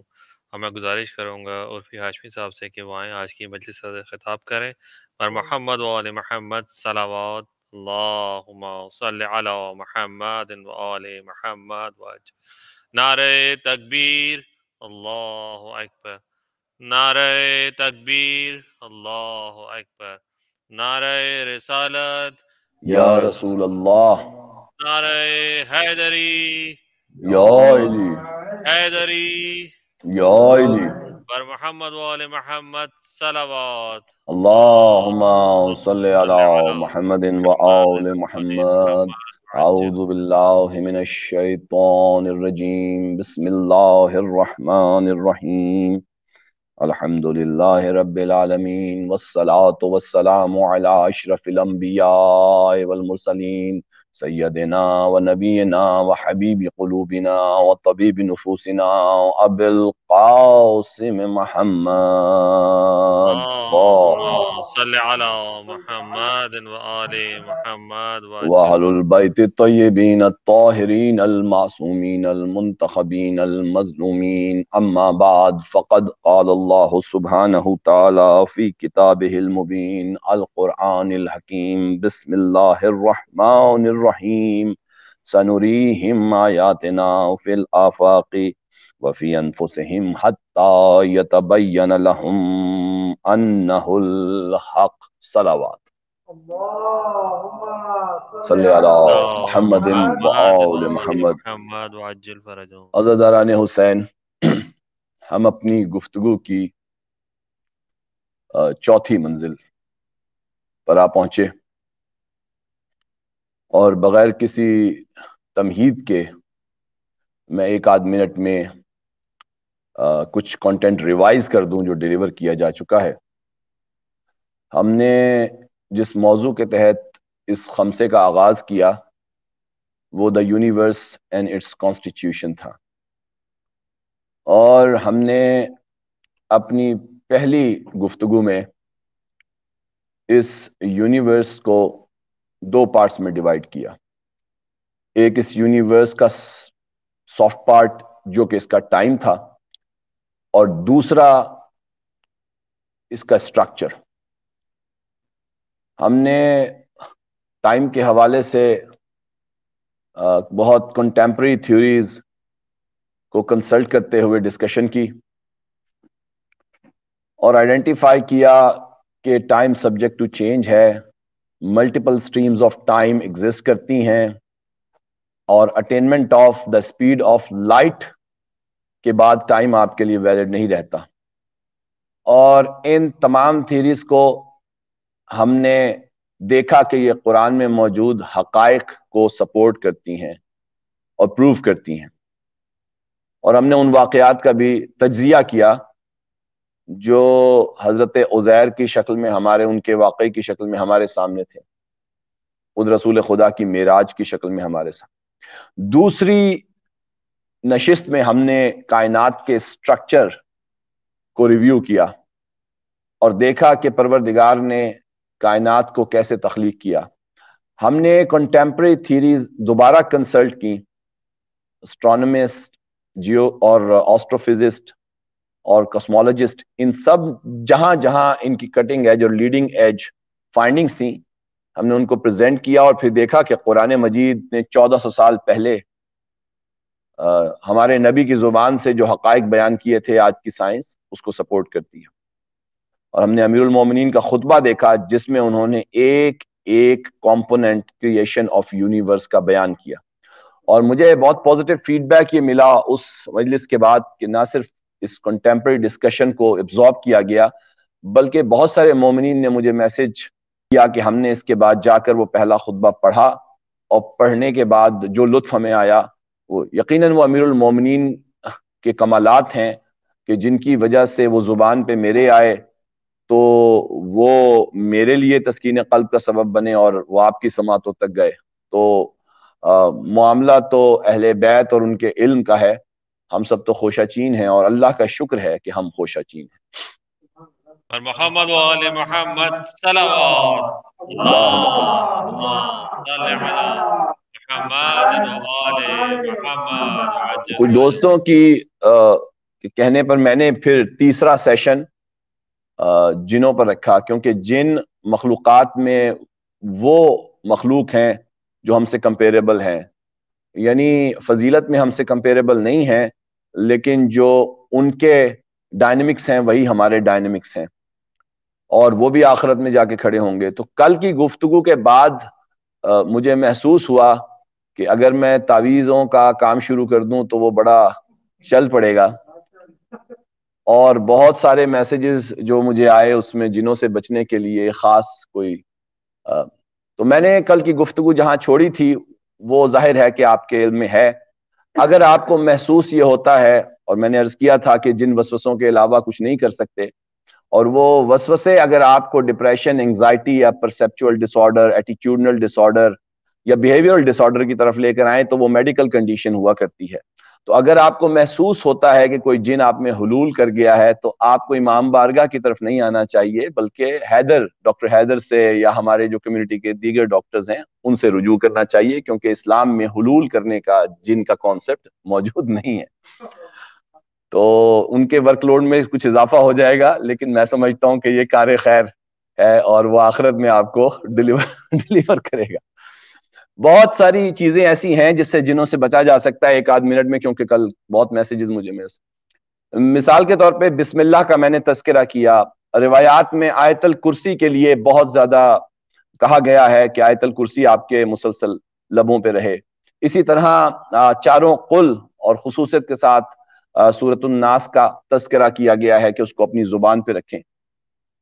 لیکن جو اصل بات ہے وہ یہ ہے کہ در حقیقت یہ جنوں کا معاملہ اور ان کا وسوسہ ایک وائرس کی طرح ہوا کرتا ہے، اور جو کہ آپ کے جسم کے اندر داخل ہوتا ہے، اور اس کے بعد اس وائرس کی ریپلشن یا اس کے ڈینائل کے لیے ضرورت یہ ہے کہ آپ دیکھیں کہ آپ کا اپنا باڈی کا ڈیفنس سسٹم کیسا ہے، آپ کے سائیکوگرافکس جو ہیں ان کا ڈیفنس سسٹم کیسا ہے، ایمان کا ڈیفنس سسٹم، ایمان جو آپ کا ڈیفنس سسٹم. اگر آپ پہلے ہی انکلائنڈ ہیں غیر خدا کی باتوں کو ماننے کے لیے، اہل بیت کی تعلیمات کے برعکس کسی اور کو اپنا پیشوا بنانے کے لیے، تو جن سے بہتر آپ کے لیے کوئی اور نہیں ہوگا، کیونکہ وہ وسوسہ ڈالے گا، آپ وسوسے کو قبول کریں گے، اس سے خرابیاں پیدا ہوں گی دماغی طور پر بھی، جسمانی طور پر بھی. تو سب سے اہم بات یہ ہے کہ اپنے ایمان کو مضبوط کر لیں. تو اللہ نے جنوں کو مکلف کیا ہوا ہے کہ وہ انسانوں کو جا کر اگر مس کرنا چاہیں، یعنی وسوسہ اس کے اندر پھینکنا بھی چاہیں، تو در حقیقت ایمان اگر آپ کا مضبوط ہے تو جس طرح وائرس کو خود بخود آپ کا اپنا نیچرل ڈیفنس سسٹم جو ہے وہ باہر پھینک دیتا ہے اٹھا کے اور آپ ٹھیک ہو جاتے ہیں، تو اسی طرح اگر کہیں کمزوری واقع ہو گئی ہے تو اس کا علاج پھر یہی ہوتا ہے کہ ڈیفنس سسٹم کو مضبوط کیا جائے. تو ڈیفنس سسٹم کو مضبوط کرنے کے لیے فوراً قرآن پڑھیے، گھر میں اذان بلند ہو جائے، نماز میں دل لگانا شروع کر دیجئے اور اسلامی تعلیمات کو فالو کرنا شروع کر دیجئے. ایک بالکل کرنٹ ایگزامپل میری ایک اسٹوڈنٹ پی ایچ ڈی کی ہے اور ابھی بھی موجود ہے ہوبارٹ میں. اس نے مجھے بتایا کہ ہمارے گھر میں کچھ اس طرح کے پرانے مسائل والدہ کے ساتھ تھے، مجھے محسوس یہ ہوتا ہے کہ یہ جن جو ہیں وہ مجھے تنگ کر رہے ہیں. میں اب تفصیلات میں نہیں جانا چاہتا.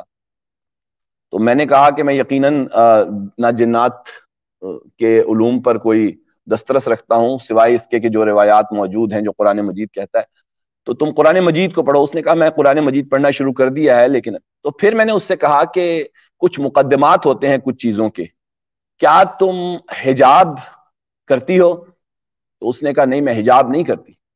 تو میں نے کہا یہ ایک عجیب سی بات ہے، مطلب بڑی شائستگی سے میں نے اس سے کہا کہ کچھ چیزوں کے کچھ مقدمات ہوتے ہیں. اگر آپ حجاب نہ کریں یا اگر کوئی مرد ہوتا تو میں اس سے کہتا کہ داڑھی تم نے رکھی ہے کہ نہیں، کیونکہ اگر آپ حجاب نہ کریں اور اس کے بعد گھر سے باہر نکلیں تو اس کا مطلب ہے آپ بار بار ہر قدم پہ اللہ کو یہ بتا رہی ہیں کہ میں تیرے حکم کو خاص طور پہ اس وقت رد کر رہی ہوں، پھر رد کر رہی ہوں، پھر رہی.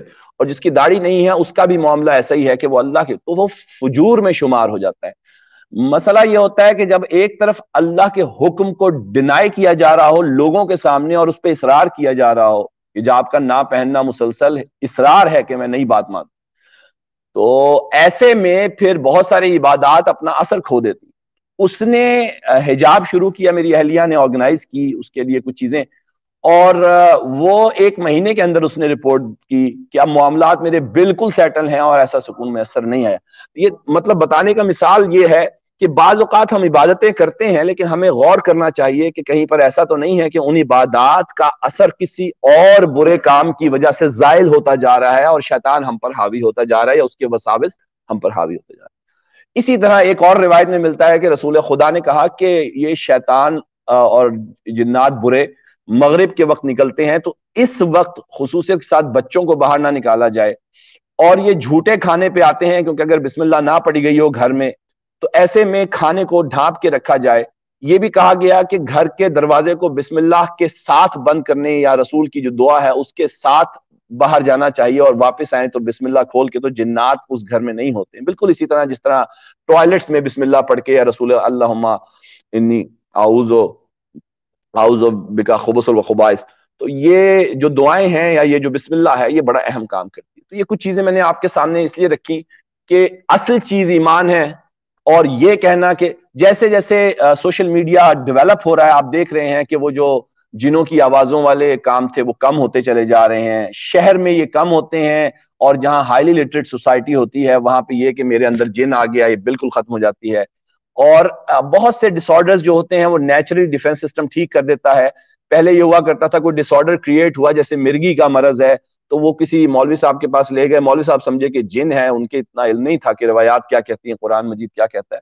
تو اتنی دیر میں انہوں نے 4-5 صورتیں آیتیں پڑھی تو ضرور اس کا امپیکٹ بھی بہت اچھا ہوتا ہے، لیکن وہ کیونکہ مینٹل ڈس آرڈر تھا تو کچھ عرصے کے بعد، کچھ دیر کے بعد 24 گھنٹوں میں وہ باڈی نے خود بخود ریئیکٹ کر کے، ڈیفنس سسٹم نے خود ریئیکٹ کر کے اس مینٹل ڈس آرڈر کو ذرا بہتر کنڈیشن میں لایا. مسلسل ڈس آرڈر نہیں ہوتا عام طور پہ، اور پھر وہ 3 مہینے بعد جا کر وہی ڈس آرڈر کریٹ ہوا جیسے مرگی کا مرض ہے. 19 کنڈیشنز میں نے آئیڈینٹیفائی کی، حیدر کل اس پر میں دیکھ رہا تھا. 19 کنڈیشن ایسی ہیں کہ جس میں آپ کا نارمل پیٹرن آف لائف بالکل ڈسٹرب ہو جاتا ہے، آپ کنٹرول اپنا لوز کر دیتے ہیں، لیکن میڈیسنز اویلیبل ہیں جس سے آپ دوبارہ وہ کنٹرول گین کرتے ہیں. تو میری درخواست یہ ہوگی کہ ہم حیدر یا ڈاکٹر حیدر یا ان کی مسز ڈاکٹر لیلا یا باقی کمیونٹی کے جو ہمارے ڈاکٹرز ہیں، ہم ان کے ورک لوڈ کو بڑھائیں گے اگر کوئی ہمیں ایسا کیس نظر آئے. ایک دفعہ بلند آواز سے درود پڑھ دیجیے.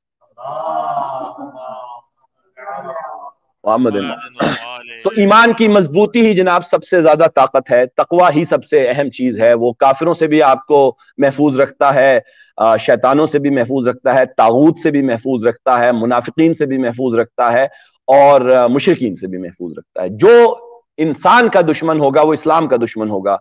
تو یہ ہماری گفتگو تھی جو میں نے بہت تیزی سے آپ کے سامنے پیش کی. اور مجھے آج کی جو گفتگو ہے وہ کانسٹیٹیوشن پہ ہے. یہ پوری کائنات ایک ہارڈ ویئر میں نے آپ کے سامنے رکھا ہے. ہمارا جسم ایک ہارڈ ویئر ہے, جنوں کا ایک آگ جو ہے وہی ہارڈ ویئر ہے. کائنات میں جو پوری اس وقت آپ کے سامنے پھیلی ہوئی ہے یہ ایک ہارڈ ویئر ہے, اور زمین و آسمان یہ ساری چیزیں ہارڈ ویئر ہیں. تو قرآن مجید نے ایک آیت میں کہا ہے کہ جو بھی زمین و آسمان اور ان کے درمیان ہے وہ در حقیقت اللہ کا مطیع ہے. تو اللہ کا مطیع ہے, اور لفظ اسلمہ استعمال ہوا ہے یعنی فرما بردار ہے. یہی اسلمہ جو ہے در حقیقت کانسٹیٹیوشن ہے پوری کائنات کا. یہی اسلام ہے جس سے کائنات بھی چل رہی ہے, اور اسلام کا مطلب یہ ہے سبمیشن.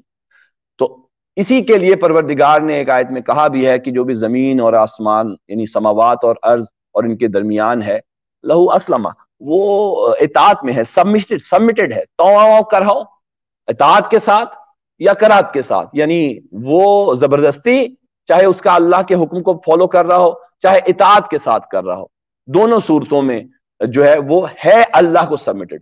اب ہمارا ایک چھوٹا سا سوال میرا بڑا ہوگا فوراً کہ یہ کراہت کے ساتھ کا کیا مطلب ہے, یعنی کراہت کے ساتھ انسان کیسے اطاعت کر سکتا ہے؟ یہ بالکل ویسے ہی اطاعت کر سکتا ہے, بڑی مختصر سے گفتگو جیسی غدیر میں جب میرے رسول نے علی ابن ابی طالب کو اٹھایا تو رسول چھپ گئے تھے.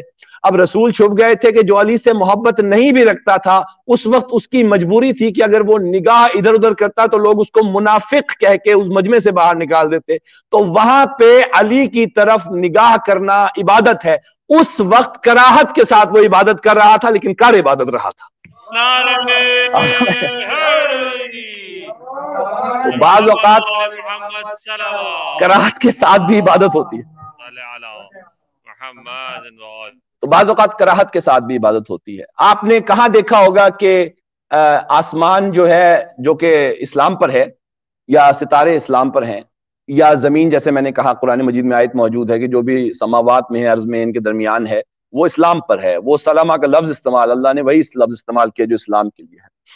تو آپ نے کہاں دیکھا ہوگا کہ چاند نے کبھی کلمہ پڑھا؟ نہیں. میں پوچھوں گا سورج نے کلمہ پڑھا؟ وہ مسلمان ہے, اسلام پر ہے, تو وہ کلمہ اس نے پڑھا؟ آپ نے کہا نہیں. میں نے کہا اچھا یہ درختوں نے؟ آپ نے کہا نہیں. میں نے کہا وہ جو آغاز میں ایک نقطہ تھا جس سے کائنات کریٹ ہوئی اس نے کہیں کلمہ پڑھا؟ آپ نے کہا نہیں. میں نے کہا سماوات بن گئے کلمہ پڑھا کہیں آپ نے سنا؟ آپ نے نہیں. ساری کائنات اللہ کے فرما بردار ہے, اسلام پر ہے ساری کائنات. ہم پیدا ہوتے ہیں اسلام پر پیدا ہوتے ہیں, شجر اسلام پر ہیں, تمام پوری کائنات جس کا میں نے 3 لیکچرز میں تذکرہ کیا ہے وہ اسلام پر ہے. قرآن کی آیت کی حوالے سے وہ اسلام پر ہے, لیکن کبھی ہم نے نہیں سنا کہ اس نے کبھی کلمہ پڑھا ہو. یہ فارمولا آ کے صرف حضرت ابو طالب پہ ہی کیوں ختم ہوتا ہے کہ ہمیں ان کے اسلام کے لیے کلمہ سننے کی بڑی ضرورت تھی؟ آپ میری گفتگو سمجھ رہے ہیں؟ یہ صرف حضرت ابو طالب کے لیے کیوں ہے؟ 1,24,000 صحابہ تھے اور وہ غدیر میں موجود تھے, ان سے تو کسی سے نہیں پوچھا کہ ان میں سے کس نے کلمہ پڑھا ہوا تھا اور کتنوں نے نہیں. آپ نے کہا اچھا کام کر رہے تھے نا حج, تو حج کا عبادت زیادہ بڑی ہے یا نبی کی نصرت زیادہ بڑی عبادت ہے؟ آپ کہیں گے نبی کی نصرت بڑی عبادت ہے. کیوں؟ کیونکہ اصل کو بچانا فروع کے بچانے سے زیادہ بلند ہے. وہ زبان جو کہے گی حج کرنا ہے وہ زبان زیادہ معتبر ہے, کیونکہ اگر آپ کا اعتبار زبان پر نہیں ہے حج پر ہے تو در حقیقت آپ اصل کو جھٹلا کے فروع کو لے رہے ہیں. تو زبان کو بچانا اہم ہے. ابو طالب اور خدیجہ انسان کے اس تاریخ اسلام کے وہ 2 کردار ہیں کہ جنہوں نے اصل کو بچایا ہے. ہمیں گفتگو سمجھ رہے ہیں؟ جنہوں نے اصل کو بچایا. اگر وہ اصل نہ بچتا تو نہ نماز بچتی, نہ روزہ بچتا, نہ حج بچتی, نہ زکات بچتی. تو جو اصل کو بچا لے اس کے تو ایمان پہ آپ شک کر رہے ہوتے ہیں, اور جو فروعات کو بچانے کی بات کرے اور اس کی طرف راغب ہو اس کے لیے آپ کوئی سرٹیفکیٹ ہی نہیں مانگتے, اس کو اسلام اور مسلمان ہونے کا سندیں خود جاری کر رہے ہوتے ہیں. تو یہ غلط بات. بہرحال تو اسلام ہے در حقیقت جو اس کائنات کا سافٹ ویئر ہے, وہ چاہے درخت ہو چاہے. اسی لیے جب رسول نے پتھر کو بولنے کا کہا تو وہ مسلمان تھا تو اس میں اتنا شعور تھا. میں نے کل کی گفتگو کی آپ کے سامنے, شجر کا بھی یہی ہے, جانوروں کا بھی یہی ہے. اور دیکھیے یعنی یہ بڑی تیزی سے مجھے اربعین تک بھی پہنچنا ہے کہ 2-3 سوال ہیں تاکہ میں اربعین تک پہنچنے سے پہلے وہ بات آپ تک پہنچا دوں. 2-3 سوال ہیں جو بڑے امپورٹنٹ ہیں. وہ یہ کہ یہ جو اسلام ہے یہ پروردگار نے اس کو ریکمینڈڈ سافٹ ویئر کے طور پہ آپ کے پاس اختیار ہے. یعنی صرف آپ کو اتنا اختیار دیا گیا ہے کہ جتنی بلوغت کے بعد سے لے کر آپ کی زندگی تک جتنا عرصہ آپ جاگتے ہیں اتنا عرصہ صرف اور صرف آپ کا ارادہ آپ کے کنٹرول میں ہے، ورنہ آپ کے باقی حصے وہ بھی آپ کے کنٹرول میں نہیں، وہ بھی اللہ کی اطاعت میں ہے. ایک تو دلیل یہ ہے کہ یہ ہاتھ بول دے گا، آپ کے اختیار پہ کام تو کرتا ہے لیکن جیسے اختیار سلب ہوگا آخرت میں فوراً آپ کے خلاف کھڑا ہو جائے گا. ٹھیک ہے، اب رہ گیا وہ فیصلے کرنے والی چیز نفس. اس نفس کا بھی کمال یہ ہے کہ اللہ کی ذات جب آپ سوتے ہیں تو آپ کا اختیار سلب کرتا ہے. قرآن مجید میں ہے کہ یہ نفس اس کو ہم اپنی طرف کھینچ لیتے ہیں، پھر جس کو زندگی دینی ہوتی ہے اس کو، یعنی اس کا مطلب ہے اگر نفس اللہ کے حکم پر اللہ کی طرف جاتا ہے تو یہ بھی آپ کے کنٹرول میں نہیں ہے. تو اللہ نے یہ نشانیاں رکھی ہوئی ہیں کہ پوری کائنات میں جو بھی چیز ہے وہ اسی کتابیں ہے.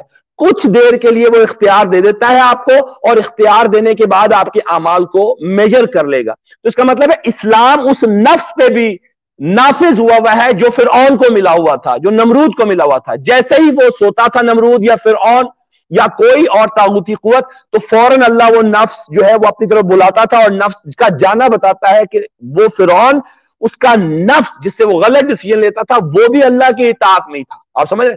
تو کائنات میں ہر چیز تھوڑی دیر کی ونڈو کھلی ہے. اب اس میں آپ چہرہ باہر بڑھا کے لا الہ الا اللہ کہہ دیں یا چہرہ جو ہے وہ دوبارہ باہر نکال کے اپنی خدائی کا دعویٰ کر دیں، یہ آپ کے پاس کنٹرول جتنا تھوڑا بہت ہے وہ ہے. تو اس کا مطلب کیا ہوا؟ میرا پوائنٹ صرف یہ ہے کہ اسلام ہی ہے کہ جو اس پوری کائنات کا سافٹ ویئر ہے. کم سے کم مخلوق پتھر میں بھی اسلام ہے اور بلند ترین مخلوق انسان میں بھی اسلام. اب اس کے لیے سوال پہلا یہ ہوتا ہے پیدا کہ وہ لوگ جو کام ہمارے نوجوانوں کے ذہنوں میں بڑا سوال ہے، اور سنتے رہیے مجھے اربعین تک بہت تیزی سے پہنچنا ہے. پہلا سوال یہ ہے کہ اگر لوگ اسلام کو قبول نہیں کرتے اور بہت اچھا کام کرتے ہیں تو مدر ٹریسا ایک ہے اور بے شمار اگزامپل، گنگا رام ہے جو جس نے پاکستان میں گنگا رام نے بہت کام کی، اور بھی بہت سارے ہم یہاں لوگوں کو دیکھتے ہیں. تو قرآن مجید کی ایک آیت ہے سورہ آل عمران کی 85ویں 85 آیت ہے، ضرور پڑھیے گا، وہ ینگ لوگ ہیں ان کو پڑھائیے، جس میں اللہ کہتا ہے وَمَن يَبْتَغِ غَيْرَ الْإِسْلَامِ دِينًا فَلَن يُقْبَلَ مِنْهُ، اور جو کوئی بھی اسلام کے بغیر کسی دین کے ساتھ ہماری طرف آیا تو ہم اسے قبول نہیں کریں گے. دوبارہ عرض کروں، وَمَن يَبْتَغِ غَيْرَ الْإِسْلَامِ دِينًا فَلَن يُقْبَلَ مِنْهُ، تو ہم اسے قبول نہیں کریں گے. کوئی بھی وَمَن يَبْتَغِ غَيْرَ الْإِسْلَام، اسلام کے علاوہ کسی دین کے ساتھ، وَمَن يَبْتَغِ، کوئی بھی ہم تک آیا تو ہم فَلَن يُقْبَلَ مِنْهُ، تو ہم اس سے اس کا جو بھی دین وہ لے کر آئے گا وہ قبول نہیں کریں گے، جو بھی آئیڈیالوجی لے کر آئے گا وہ قبول نہیں کریں گے. یہاں تک بات ہوتی تو ہم کہتے کہ ہاں قبول تو نہیں کرے گا لیکن شاید اس کو کہیں آگے اللہ نے کہا وَهُوَ فِي الْآخِرَةِ مِنَ الْخَاسِرِينَ، اور وہ آخرت میں خسارہ اٹھانے والوں میں سے ہوگا. خالی اگر یہ ہوتا نا کہ دین قبول نہیں کریں گے، اچھا تمہیں لیوریج دے دیتے ہیں، تمہارے لیے ایک علیحدہ جنت بناتے ہیں، تمہارے لیے چلو تمہیں جہنم میں نہیں، پھر نہیں. کیا مطلب ہے؟ جو اگلا اس کا حصہ وَهُوَ فِي الْآخِرَةِ مِنَ الْخَاسِرِينَ، اور وہ آخرت میں خسارہ اٹھانے والوں میں سے ہوگا. وَالْعَصْرِ إِنَّ الْإِنسَانَ لَفِي خُسْرٍ إِلَّا الَّذِينَ آمَنُوا وَعَمِلُوا الصَّالِحَاتِ وَتَوَاصَوْا بِالْحَقِّ، یعنی خسارہ اٹھانے والوں میں سے ہوگا، نہ اس کے پاس ایمان ہوگا. دوسری چیز کیا تھی کہ جو لوگ خسارہ نہیں اٹھاتے ان کا عمل ان کے ساتھ تھا، إِلَّا الَّذِينَ آمَنُوا وَعَمِلُوا الصَّالِحَاتِ، یعنی اس کا مطلب یہ ہوا کہ اس کے عمل کو عمل صالح کنسیڈر نہیں کیا جائے گا. اس کی دوسری دلیل قرآن مجید میں عجیب و غریب ہے. اللہ نے جہاں پہ ریوارڈز کا تذکرہ کیا ہے اسلام قرآن مجید میں، وہاں پر ہر صورت میں اعمال کا تذکرہ ضرور ہے. یعنی خالی ایمان بس میں کہہ دوں میرا عمل کوئی نہیں ہوگا، میں ایمان میں عقائد رکھ کے بیٹھا ہوا ہوں، اللہ نے جتنے ریوارڈز رکھے میں وہاں پہ اعمال کا لفظ استعمال کیا، 99 کے قریب جگہ ہیں. لیکن جہاں کفر کا لفظ استعمال کیا ہے وہاں عمل کو کنسیڈر ہی نہیں کیا, لفظ ہی نہیں آیا. کفر کے بعد اعمال کافرہ, اعمال کفر, یہ لفظ ہی نہیں رکھا, اعمال کے بارے میں بات ہی نہیں کی. جس کے پاس کفر ہے, اسلام کے علاوہ کچھ اور ہے, اس کا عمل صالح نہیں, عمل ہی کنسیڈر نہیں کرتا, ویسٹ ہے. تو قرآن کی یہ آیت یہ بتاتی ہے کہ وہ لوگ جو ان کو, اب ان کا ہوگا کیا, ان کے اچھے کام, یہ ساری جو ان کے, جس کو کان دے دیا, یہ استحقاق ہے کسی آدمی کا, آنکھ اس کی کام کری ہے, اس کا استحقاق ہے کیا, یہ چلتے ہیں ہم, ہمارا استحقاق. اس کی زندگی جو سموتھ گئی ہے, یہی اس کا, دنیا میں جو اس کو ریوارڈ ملنا تھا وہ یہی ملنا تھا, آخرت میں اس کا کوئی حصہ نہیں ہے. یہ بڑا کلیئر ہے ہمارے ہاں, اس میں کوئی دوسری رائے نہیں. لہذا جو اللہ کے دین کو ٹھکرا کر پھر عمل کو اچھا کرے گا, تو اس کو جو اس کا یہاں پر ہی اس کی اچھی زندگی گزر رہی ہے وہ. اور اسی کے لیے قرآن مجید نے ایک اور کہا کہ اے رسول, کہیں یہ چیز تمہیں تعجب میں نہ ڈال دے کہ جو بازاروں میں پھرتے ہیں, عیاشیاں کرتے ہیں, بہترین ان کے پاس نعمتیں ہیں, یہ تو ہم ان کا خسارہ بڑھا رہے ہیں, ان کا عذاب بڑھا رہے ہیں. قرآن کی دوسری آیت ہے. معلوم یہ ہوا کہ جب لوگ عیاشی کرتے ہیں اور بہت عمدہ لائف, میٹرسٹک لائف گزارتے ہیں, اور اس کے بعد اسلام نہیں ہوتا, تو یہ ان کا عذاب بڑھا رہا ہوتا ہے. یہ ایسپیکٹ بھی کور ہو گیا. اب جب یہ ایسپیکٹ کور ہو گیا تو ذرا آئیے, میں ایک بالکل ینگ, فرض کیجئے ایک ینگ ہماری جو یوتھ ہے اس کو ریپرزینٹ کرتا ہوں. حیدر, وہ بڑی ہوئی, براٹ اپ ہوا اس کا مغرب میں. اب وہ مغرب میں آ کے ایک دن آ کے آپ کے سامنے, میرے سامنے اصفر بیٹھ گیا, میرا بیٹا یا آپ کا بیٹا. اس نے کہا کہ آئی ایم ویری کنفیوزڈ, اتنے سارے ریلیجن ہے بابا, مجھے کیسے, میں کیسے کروں. اچھا, اب آپ ڈانٹیں گے تو نہیں اس کو, ظاہر ہے, تو اسلام تو بات ہی دلیل کے ساتھ کرتا ہے. اس نے کہا اتنے سارے ریلیجن ہیں, آئی ایم ویری کنفیوزڈ. سو میں نے کہا اچھا ہاں بات تو ٹھیک ہے اصفر, آئی مین I'm okay with that, with this argument. There are so many religions and you are very confused whether you should go for a religion or not. So do you do the same thing when you see a roundabout connecting with 4 different roads? So do you get back to home? He says no. Then I asked, what do you do? He says, I usually do the research where I need to go. And then again ask, when you go to the market and you are presented 4 or 5 dresses, do you simply withdraw from the purchase or do you purchase something? He said, yes, I purchase a certain. I said, how did you make a decision? He said, well, I have a certain research about the quality of the clothing fabric, and then there are a few colors which I know I like. And then I said, if there are 3 or 4 dishes in front of you, would you still be confused, or you would just withdraw from the dinner or lunch or breakfast? He said, no, I'll go for something. I said, the last thing, if you want to go to the central station, you go to the train station, there are 10 platforms, there are several trains there. Wouldn't it be confusing you? I mean, so what would you do? He said, well, I'll plan my trip. I'll do the research. Initially, I'll download the app. In the app, it would include several apps, for example, Uber, and then I'll call Uber. And then after about that, I'll be doing a few other researches. For example, I'll be downloading the Guide Central or any other app. Then again, I'll go to the train station. I'll ask a couple of people. I wanted to go to the train station, and then they would guide me, and probably again I'll be asking the guy who sits on the platform whether this is the right train to go. I said, I mean, how much time did you actually invest in this research? He said, like 10 to 15 minutes for whole. I said, it's just a little journey from your train station to the central, and you spent almost half an hour in the research. And the actual journey of your life, you are not willing to do any research. So this logic doesn't actually sound well to me, that whenever you see several options, you simply withdraw. If there are several religions, do the research which religion is okay.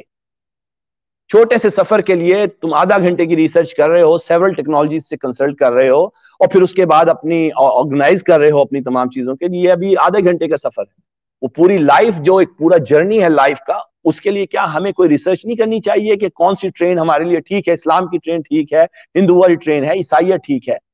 جب بھی کبھی, یہ میں آپ درخواست کروں گا تمام اپنے مومنین و مومنات سے, جب بھی کسی چیز کے لیے 2 دعوتیں آئیں گی, اسی وقت اللہ کہتا ہے کہ آپ کے اوپر ریسرچ واجب ہو گئی ہے. جب بھی 2, اور یہ خالی اصول دین میں, اصول دین میں تحقیق واجب ہے, تقلید حرام ہے. تحقیق واجب ہے.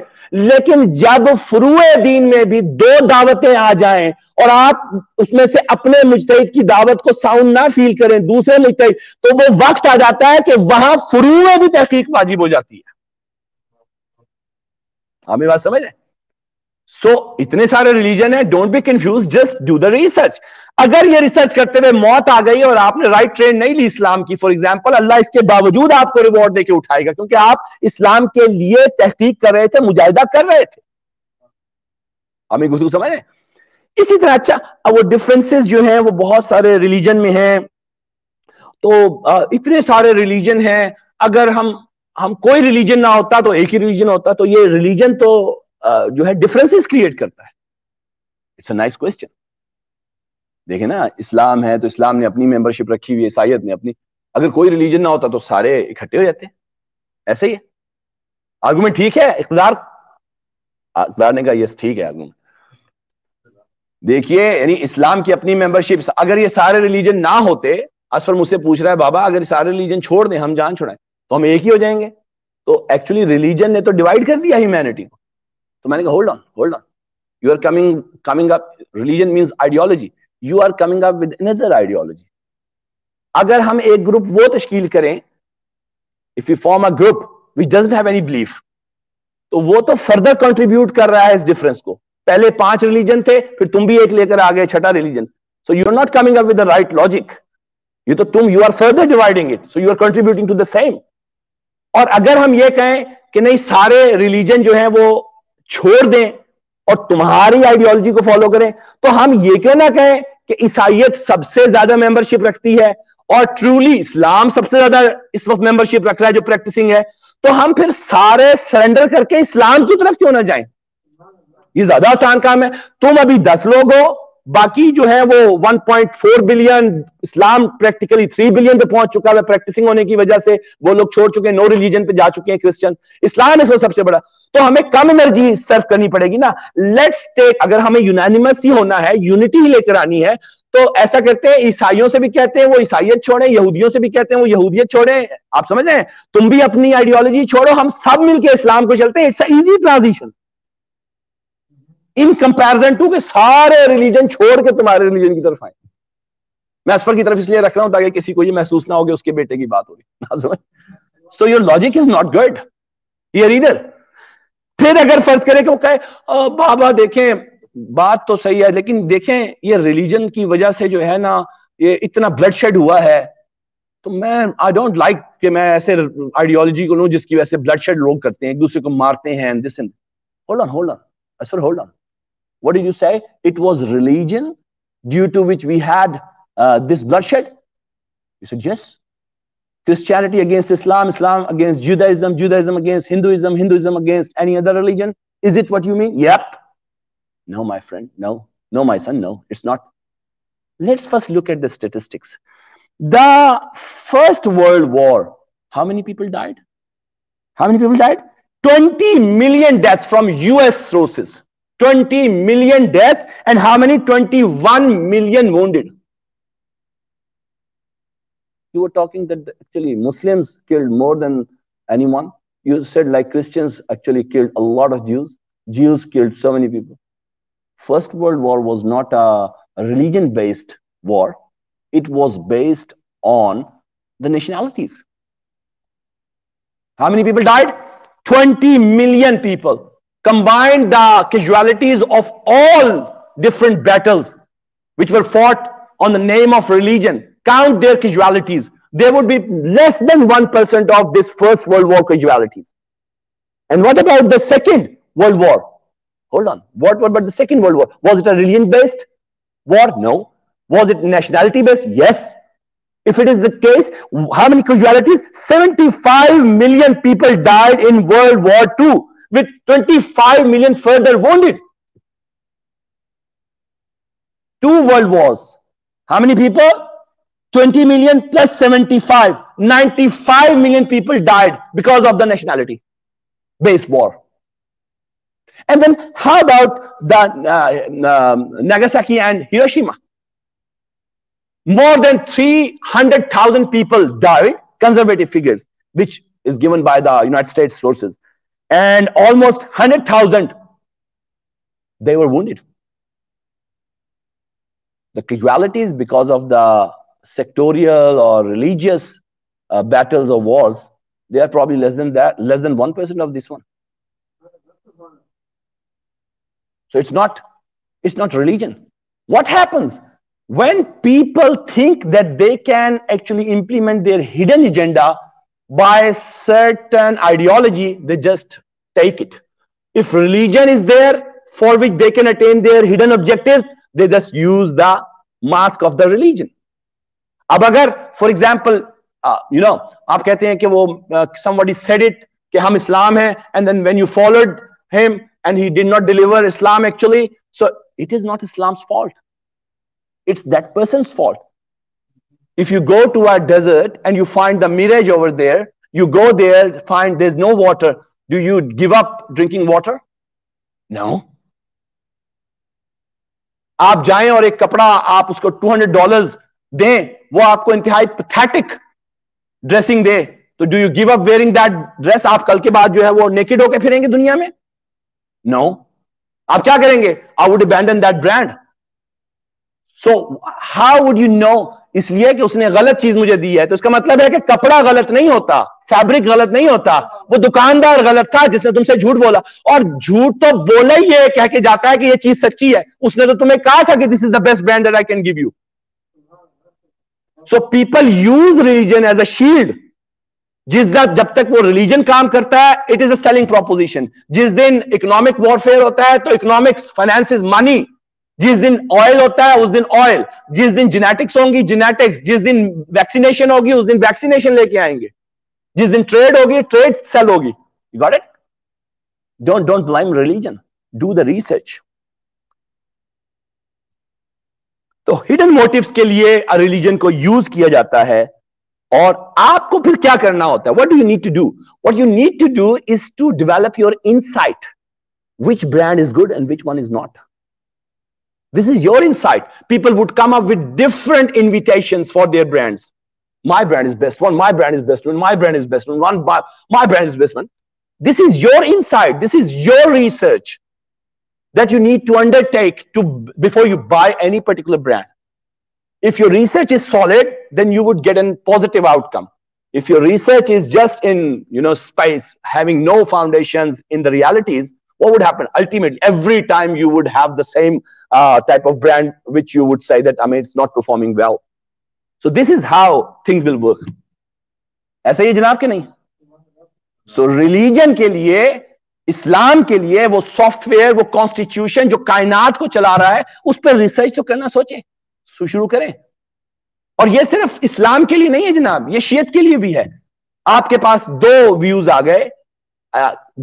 गए हैं, तो एक ने कहा कि अज़ादारी को यूं करें, दूसरे ने कहा अज़ादारी को यूं करें. Okay, that's fine, hold on, इसमें कोई लड़ाई झगड़े की जरूरत नहीं है. एरिस्टोटल ने कहा था कि एक जोन एक्नॉलेजमेंट का होता है और दूसरा बॉक्स जो होता है, एक बॉक्स एक्नॉलेजमेंट का होता है, दूसरा बॉक्स एग्रीमेंट डिसएग्रीमेंट का होता है. जो सिविलाइज्ड लोग होते हैं, वो जब कोई कहता है उनसे आके कि अल्लाह दो हैं, तो गला नहीं काटते, वो एक्नॉलेज करते हैं कि तुमने ये बात कह दी, हमारी नॉलेज में आ गई, इट्स ओके, हमने इसको एक्नॉलेजमेंट बॉक्स में डाल दिया. दे come back to home, do the research, and then they give the agreement और डिसएग्रीमेंट टू द इशू कि अल्लाह एक है या नहीं है. आप गॉट इट? मार नहीं सकते आप किसी को, कत्ल नहीं कर सकते. एक दफा बुलंद आवाज से दुरूद पढ़ दीजिए.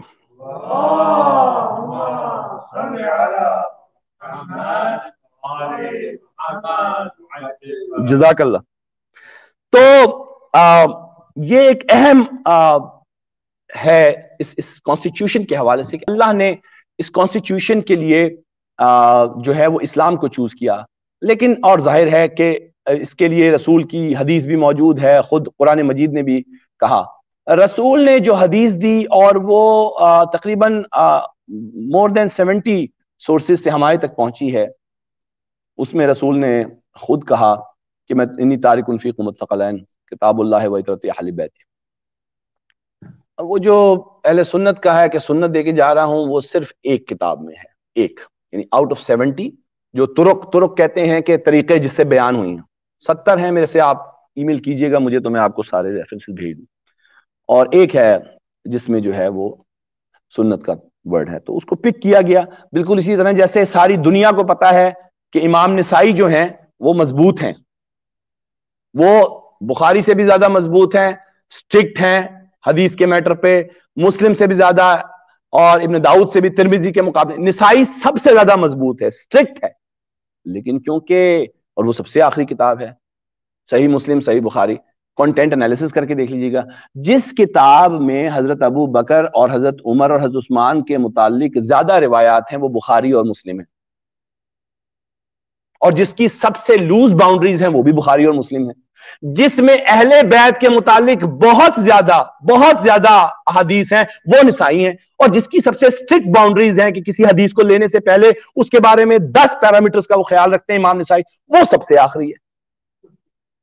میں اور تھوڑا کلیئر کر دوں, ابو ہریرہ خیبر کے بعد آپ کو پتا ہے ایمان لائے, پوچھا گیا یہ اتنی زیادہ حدیثیں, تو ان کے یعنی ایک طرف ابو ہریرہ کو رکھیں, ان کی حدیثوں کو رکھیں, دونوں پڑھنے برابر ہو جائیں گے, اتنا وزن ہے ان کی روایتوں کا, یعنی اتنی زیادہ روایت.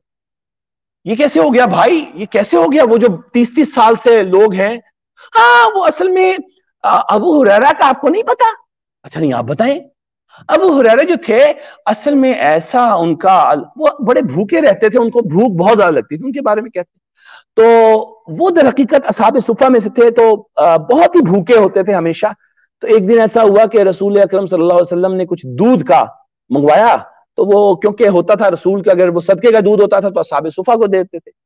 تو وہ کہیں سے آ رہے تھے, تو ابو بکر ان کو ملے, یہ پڑھ لیجئے گا جا کے, گوگل پہ ڈالیے گا 2 منٹ میں آ جائے, کہ وہ ابو ہریرہ نے کیوں اتنی زیادہ روایتیں بیان کی. اس کی دلیل کے طور پہ دیتے ہیں کہ وہ ابو بکر سے انہوں نے کہا کہ مجھے بڑی بھوک لگی ہے کچھ. ابو بکر نے کہا اچھا چلو بھائی بھاگو. حضرت عمر سے پوچھا, حضرت عمر نے بھی ٹھنڈ کرا دی کہ چلو چلو سائڈ پہ ہو. اب وہ آئے تو رسول خدا کہیں ان کو نظر آیا, انہوں نے رسول خدا نے پہچان لیا کہ یہ تو ابو ہریرہ تو بہت. رسول خدا ان کو براہ راست گھر لے گئے, اور جب گھر لے گئے تو وہاں پر ایک دودھ کا گلاس تھا. تو وہ دودھ کا گلاس غالباً انہوں نے کہا کہ اصحاب صفہ کے لوگوں کو جا کے پلا کے آؤ. اب انہوں نے, ان کے الفاظ ہیں کہ میں تو بڑا پریشان ہوں, کہ میں تو سمجھتا رسول نے مجھے جو ہے وہ دودھ خود پلانا تھا اس لیے لائے تھے, یہ تو سارے اصحاب صفہ تو ویسے اتنا سا دودھ ہے, یہ ختم ہی ہو جائے گا سارا, تو اب تو میں تو گیا. تو کہنے لگے میں گیا اور بلا کے پلایا اصحاب صفہ کے باقی لوگوں کو, جو جتنے بھی لوگ باہر تھے. تو رسول خدا نے پھر وہ منگوایا تھوڑا سا جو دودھ, لیکن میں نے دیکھا کہ جب میں آیا تو تھوڑا سا دودھ پڑا ہوا تھا. رسول خدا نے مجھ سے کہا کہ تب تم پی لو, اور رسول خدا کے کہنے پہ میں نے پیا, پیتا رہا, ایسا پیٹ بھر گیا میرا کہ نہیں. اس کے بعد رسول خدا نے وہ دودھ پی لیا. آپ سمجھ, یہ روایت آپ دیکھیں. اب آرگومنٹ آگے دیکھیں کہ وہ جو دودھ رسول خدا نے پیا تھا اور جو میں نے پیا تھا, ایسی تاثیر تھی اس میں کہ اس کے بعد مجھے کوئی روایت بھولی نہیں. ایسی روایتوں کے مجھے یاد ہو جایا کرتی تھی, ادھر رسول کہیں اور کہتے تھے, ادھر میں نوٹ کرتا تھا, یوں نوٹ کرتا تھا, رسول کے گھر میں نے نوٹ کیا, یہاں کیا, وہاں کیا. 5,500 سے زیادہ جو ہے نا وہ میں نے حدیثیں 2 سال کے عرصے میں جو ہے وہ کہہ کے فارغ کر دی.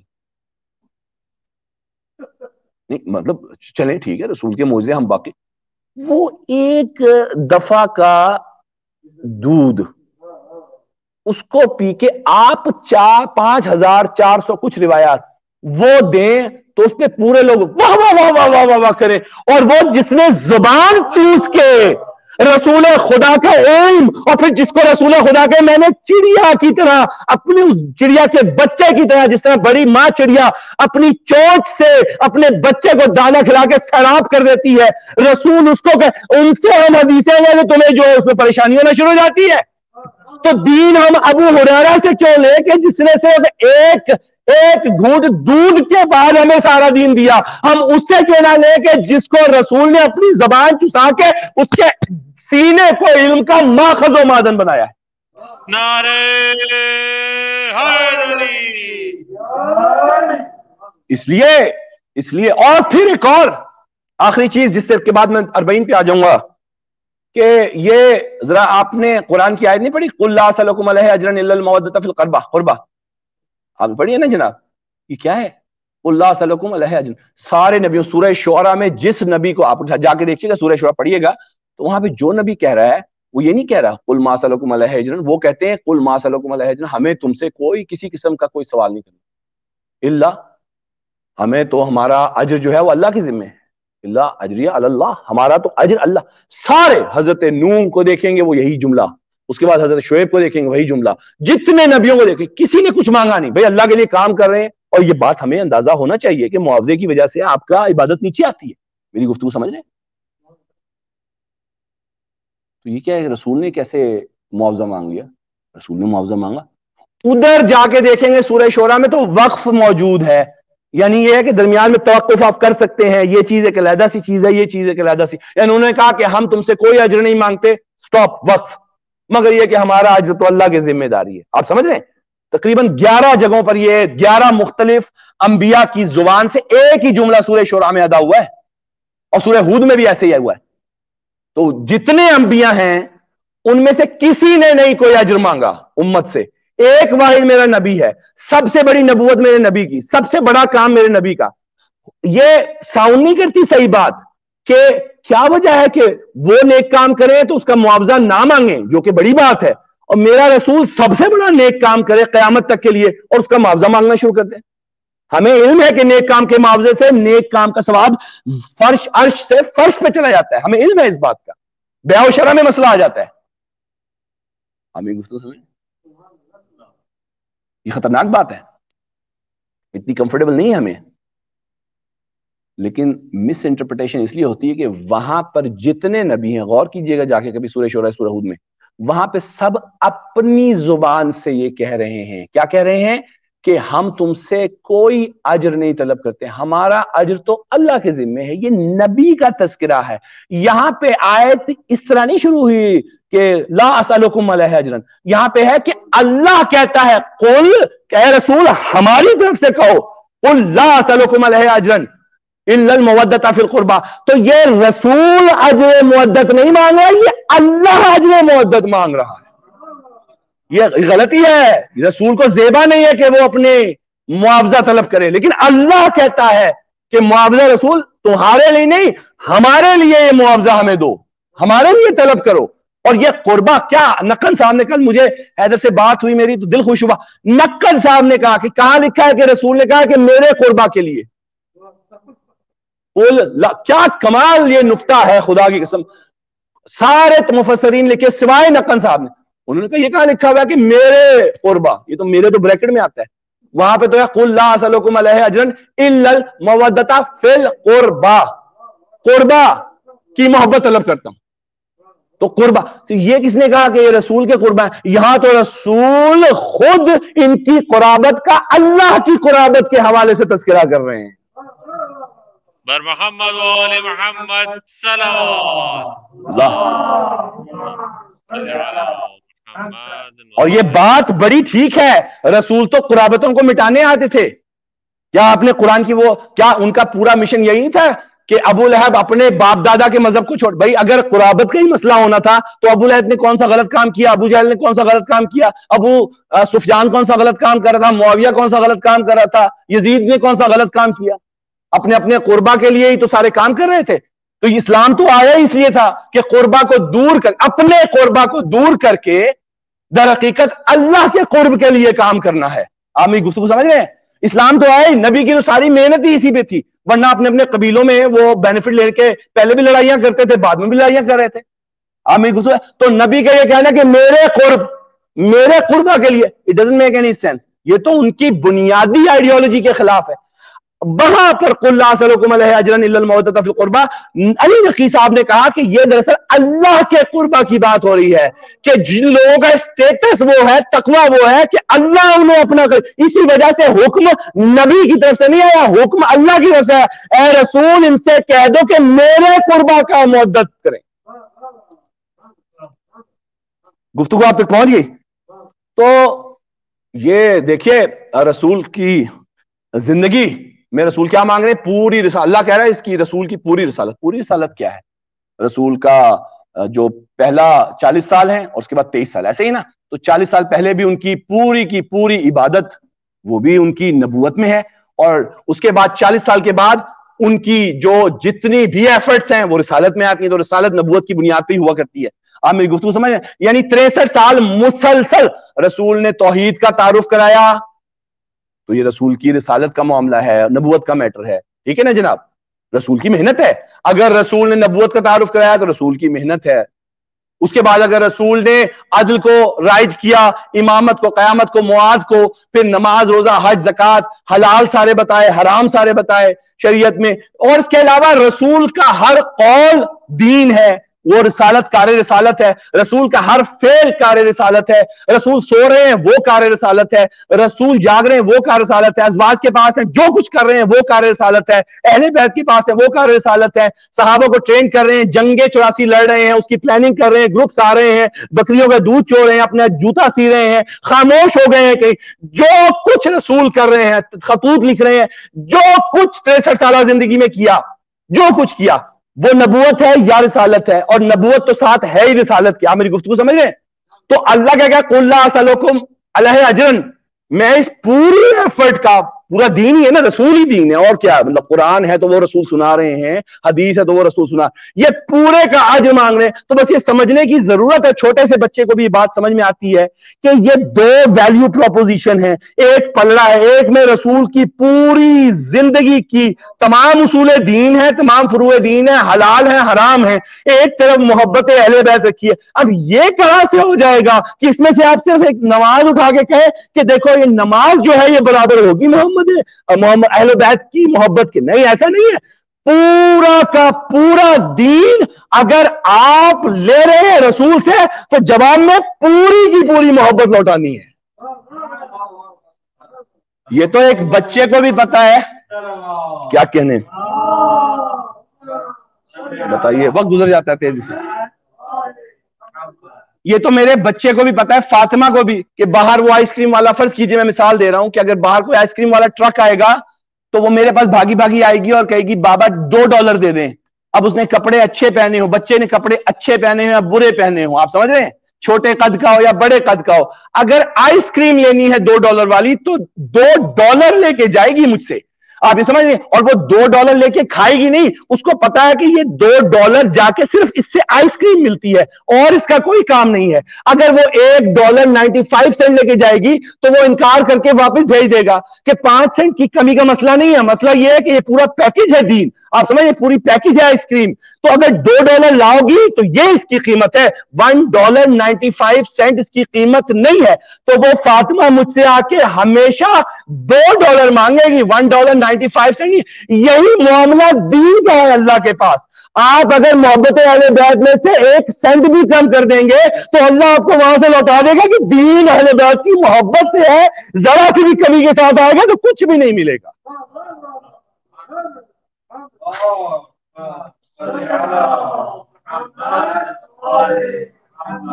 تو حضور بچہ چھوٹا ہوگا، بڑا ہوگا، کپڑے گندے ہوں گے، کپڑے ٹھیک ہوں گے. آپ میں بات سمجھ رہے ہیں؟ سنی ہو، شیعہ ہو، کوئی بھی معاملہ ہو، $2 لے کے جائیں گے تو آئس کریم ملے گی. بالکل اسی طرح ایک بات طے ہے کہ آئس کریم ملنے کے لیے دین کو اپنے اوپر اس سے پہلے کہ وہ نافذ ہو اور پھر آپ ٹھیک ہو، پھر آپ اپنے کپڑے ٹھیک کریں، پھر آپ اپنے اعمال ٹھیک کریں. آپ بڑے ہیں یا چھوٹے ہیں، آپ کسی تعلق کر سکتے ہیں. دین لینا چاہتے ہیں تاکہ آخرت ٹھیک ہو تو پہلے محبت اہل بیت کے $2 لے کے جائیے، اللہ سے دین لے کے آئیے. اس میں اللہ کبھی فرق نہیں کرے گا کہ تم انگریز کیوں ہو، تم سنی ہو کہ شیعہ ہو. وہ $2 محبت اہل بیت سے آپ کو دین دے دے گا. معلوم یہ ہوا کہ دین کی قیمت اہل بیت کی محبت ہے. لے کے آ جائیے. باقی کام اہل بیت کی محبت کا ہے کہ وہ کیسے آپ کی نماز ٹھیک کرا دے، کیسے روزہ ٹھیک کرا دے، کیسے آپ کا حج ٹھیک کرا دے، کیسے جہاد ٹھیک کرا دے، کیسے توحید ٹھیک ہو جائے. نبوت کے یہ معجزہ محبت اہل بیت کا ہے کہ وہ آپ کو صحیح مسلمان کیسے بناتی ہے.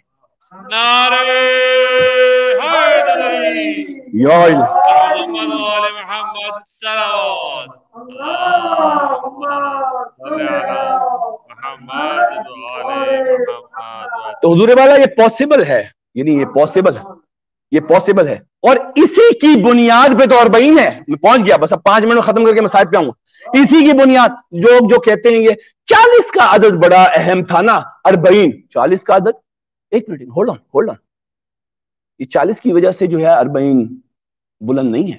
یہ آپ کو کس نے کہا؟ نہیں، 40 کا عدد جو ہے وہ تو بڑا اہم ہے، قرآن میں بھی آیا ہے، احادیث بالکل ہے. ایک منٹ ہولڈ آن، ذرا قرآن کی چاروں احادیث کو ایک منٹ دیکھ لیں اگر آپ اجازت دے دیں، کہ جس میں ہم اور پھر میں ایک آرگومنٹ ریز کروں گا تاکہ پتہ چلے کہ جو اربعین کی وجہ سے حسین کے مشن کو کہا جاتا ہے کہ یہ بلند ہوا ہے. ذرا اس کو دیکھ لیجئے پہلے کیا معاملہ ہے. پہلی آیت سورہ احقاف، سورہ آیت نمبر 15 کیا ہے؟ قرآن مجید کی چاروں آیتیں دیکھ لیتے ہیں. میرے پاس اتنا ٹائم نہیں ہے کہ میں باقی ساری حدیث کا بھی سامنے آپ کے رکھوں. اذا بلغ اشدہ وبلغ 40 سنہ کیا ہے؟ یہاں تک کہ پہلی 40، یہاں تک کہ جب وہ 40 کو پہنچ گیا، 40 کی اس کی پوری قوت آ گئی اور وہ 40 سال تک آ گیا، تو پھر اس نے اپنے والدین کے لیے شکر ادا کیا، رب اوزعنی ان اشکر نعمتک التی، یہ ساری چیزیں، اور اچھے کام کرنا شروع کیے. 40 ٹھیک ہے نا. یہ 40 اچھا ہے کہ برا ہے؟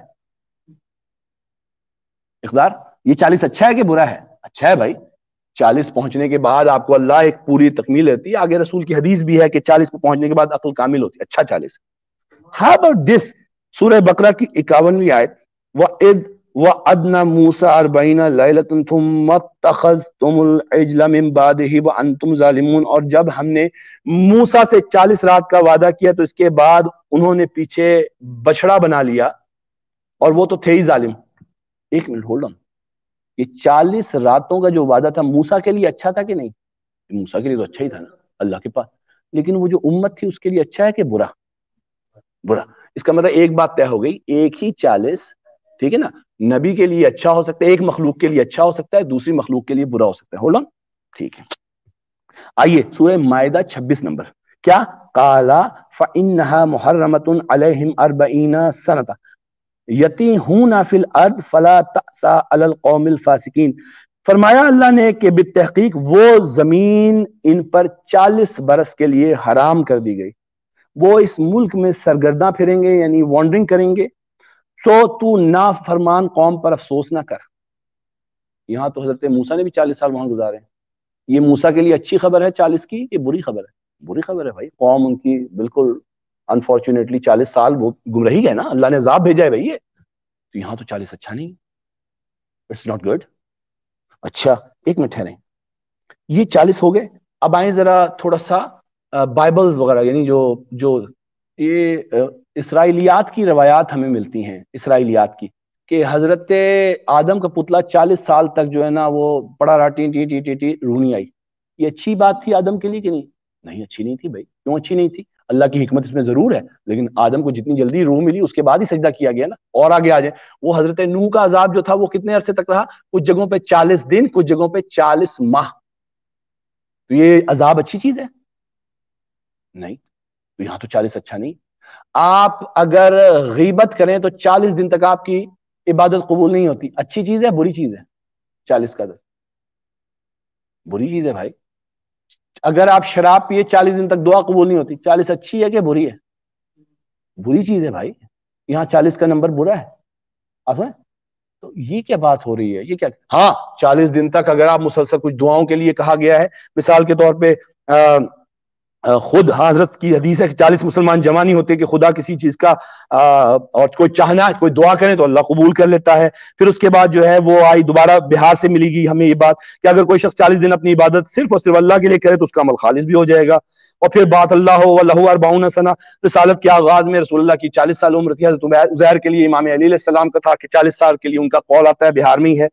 تو امام جعفر صادق نے بھی اس طرح کہا ہمارے شیعوں میں سے 40 حدیثیں کو حفظ کر لے. یہ اچھی ساری چیز. تو 40 میں تو بہت برے بھی ہیں چیزیں اور بہت اچھی بھی ہیں. تو 40 کی سگنیفیکینس تو اسٹیبلش ہو رہی ہے اس میں، لیکن یہ نہیں ہے کہ 40 کی وجہ سے کوئی چیز اچھی ہو جائے گی، 40 کی وجہ سے کوئی چیز جو ہے بری ہو جائے گی. یہ اسٹیبلش نہیں ہو رہا. تو بس سمجھ لیجئے کہ یہ جو 40 کا کانسیپٹ ہے، یہاں پہ 40 کی وجہ سے حسین کے لیے جمع ہونے والے وہ کمزور نہیں ہے، 40 مضبوط ہے. نہیں، یہ حسین ہے جس نے 40 کو طاقت دی ہے.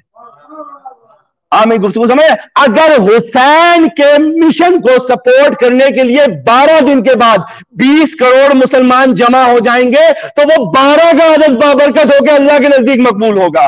अगर यही अमल 20 दिन के बाद होता और हुसैन के लिए इतनी लोग फिर जमा हो जाएं तो अल्लाह के नजदीक वो अमल वहां कबूल होता।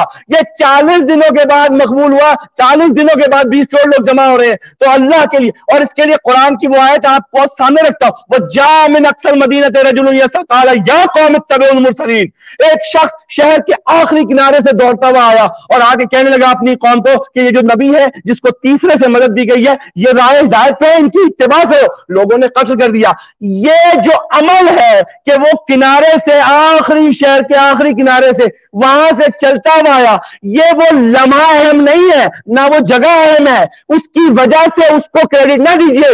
ये उसका अमल है कि उसने वक्त की हुज्जत के लिए जो अमल परफॉर्म किया है वो उस वक्त था और उस मुकाम पे था जिसकी वजह से उसको बरकत होकर आगे जाके कहता है वक्फिरली कि मुझे अल्लाह ने माफ कर दिया और काश मेरी कौम को भी इसकी खबर होती। तो ये दर हकीकत उस आदमी का हुज्जत को सपोर्ट करना था जिसकी वजह से वो हबीब नज्जार, जो नज्जार कौम का था, जो उस कौम का था जिसको कौम यासीन कहते हैं, उसकी बुलंदी उसके अमल की वजह से हुई है, ना उस वक्त की वजह से हुई है, ना मुकाम की वजह से। बिल्कुल इसी तरह से ना करबला का मैटर अहम है, ना अरबईन का मैटर, ये हुसैन है जिसके मिशन ने इन दोनों को ताकत दी है। आप मेरी गुफ्तगू समझ गए? फिर एक और आखिरी चीज मसाइब से कबल मैं आपके सामने पेश कर दूं, वो ये कि 70 हज इससे ज्यादा सवाब है। पहले तो ये क्लैरिफाई कर लें कि इमाम अली अलैहिस्सलाम का कौल है और शरीयत का तो जाहिर है कि यह है क्या कि ला कुर्बत बिन नवाफिल इदा मरत, ला कुर्बत बिन नवाफिल, कोई मुस्तहब अमल अल्लाह के करीब नहीं लेके जाएगा। इजा अदरत बिल फराइज, अगर वो वाजिब की राह में आ जाए।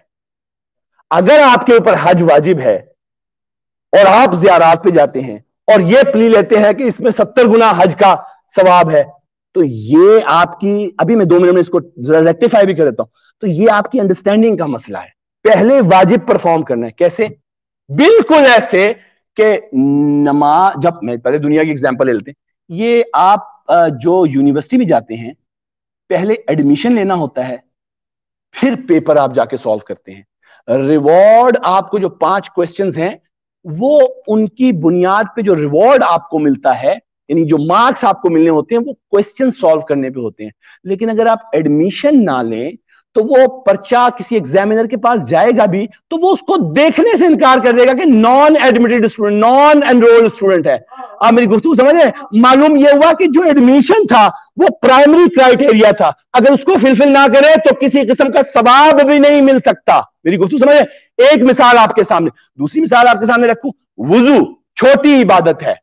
आप मेरी गुफ्तगू समझ रहे हैं? नमाज बड़ी इबादत है। ज्यादा सवाब किसका है? नमाज का सवाब ज्यादा है।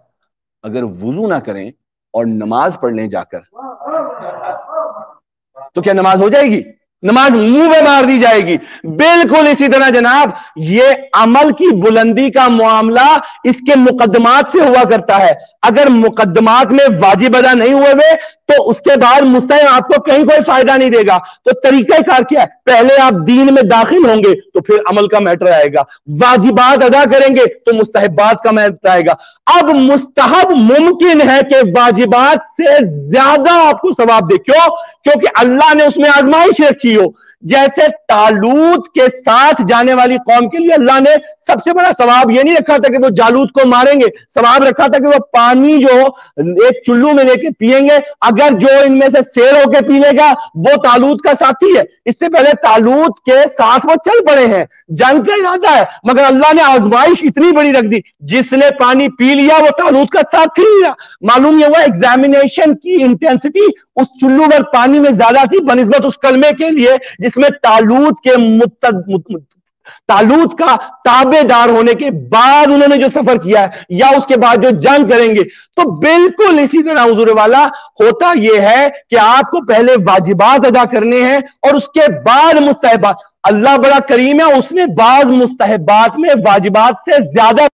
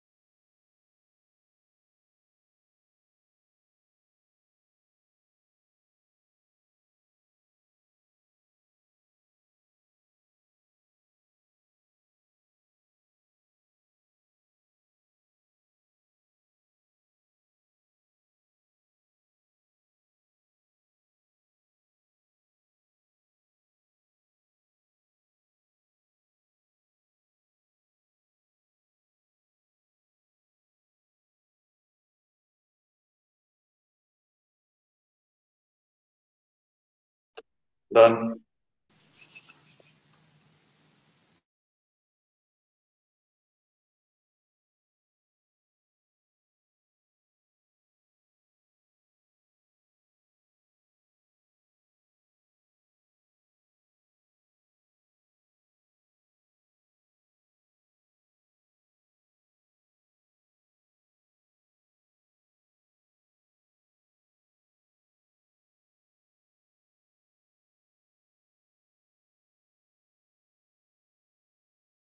محمد وآل محمد.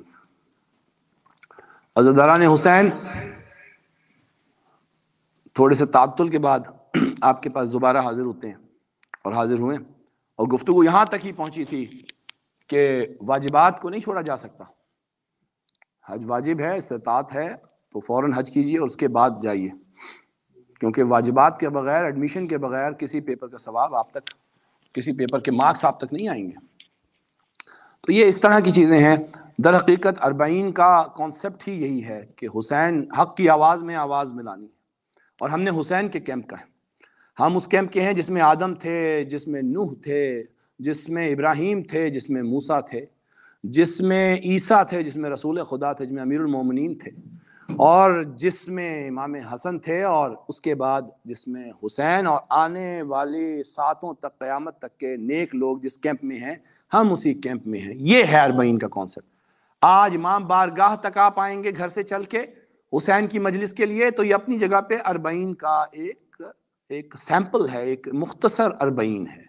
آپ اپنے گھر میں 2 قدم چل کے حسین کو کاز کو یاد کر لیں گے، یہ در حقیقت اربعین کے ایک سیمپل.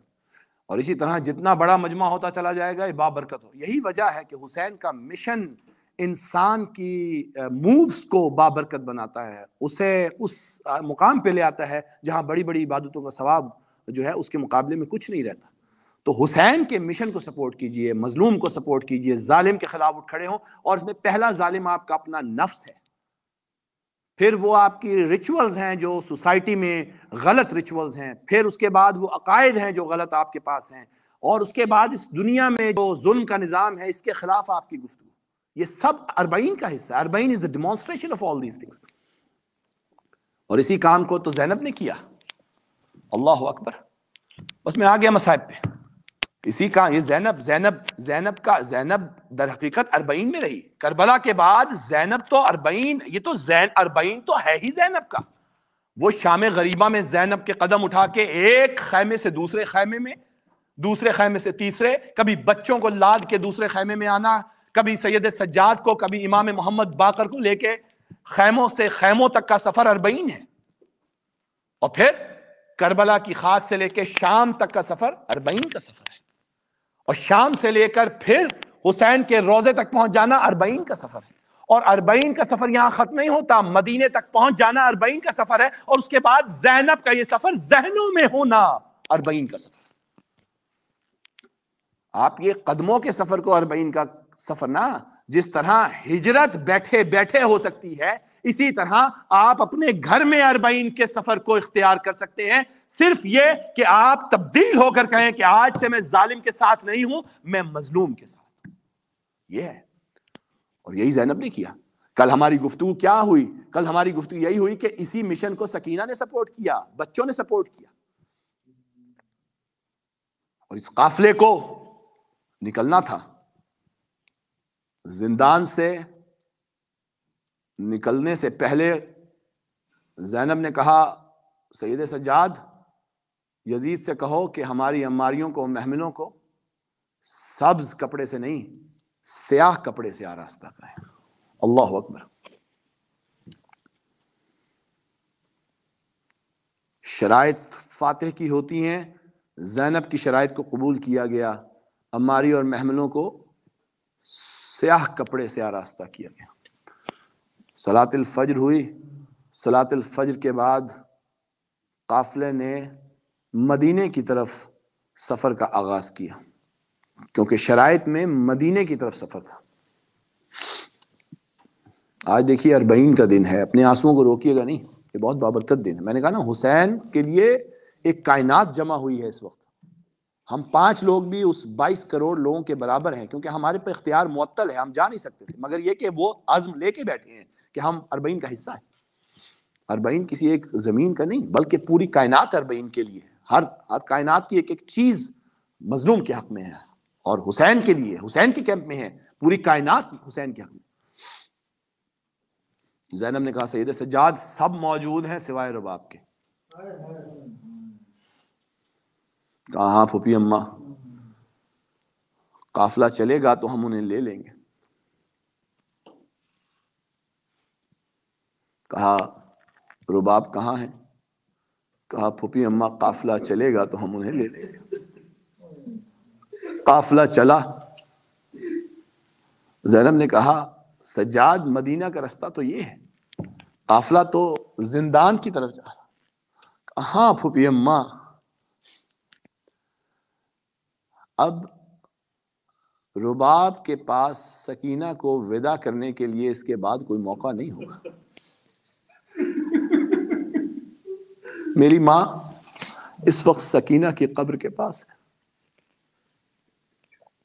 رباب کو زندان سے لیا گیا اور قافلے نے سفر کا آغاز کیا. عجیب انداز سے زینب عماری میں بیٹھی ہے. عزاداران حسین یہ جانتے ہیں کون زینب تھی اور یہ عماری پہ بیٹھنا.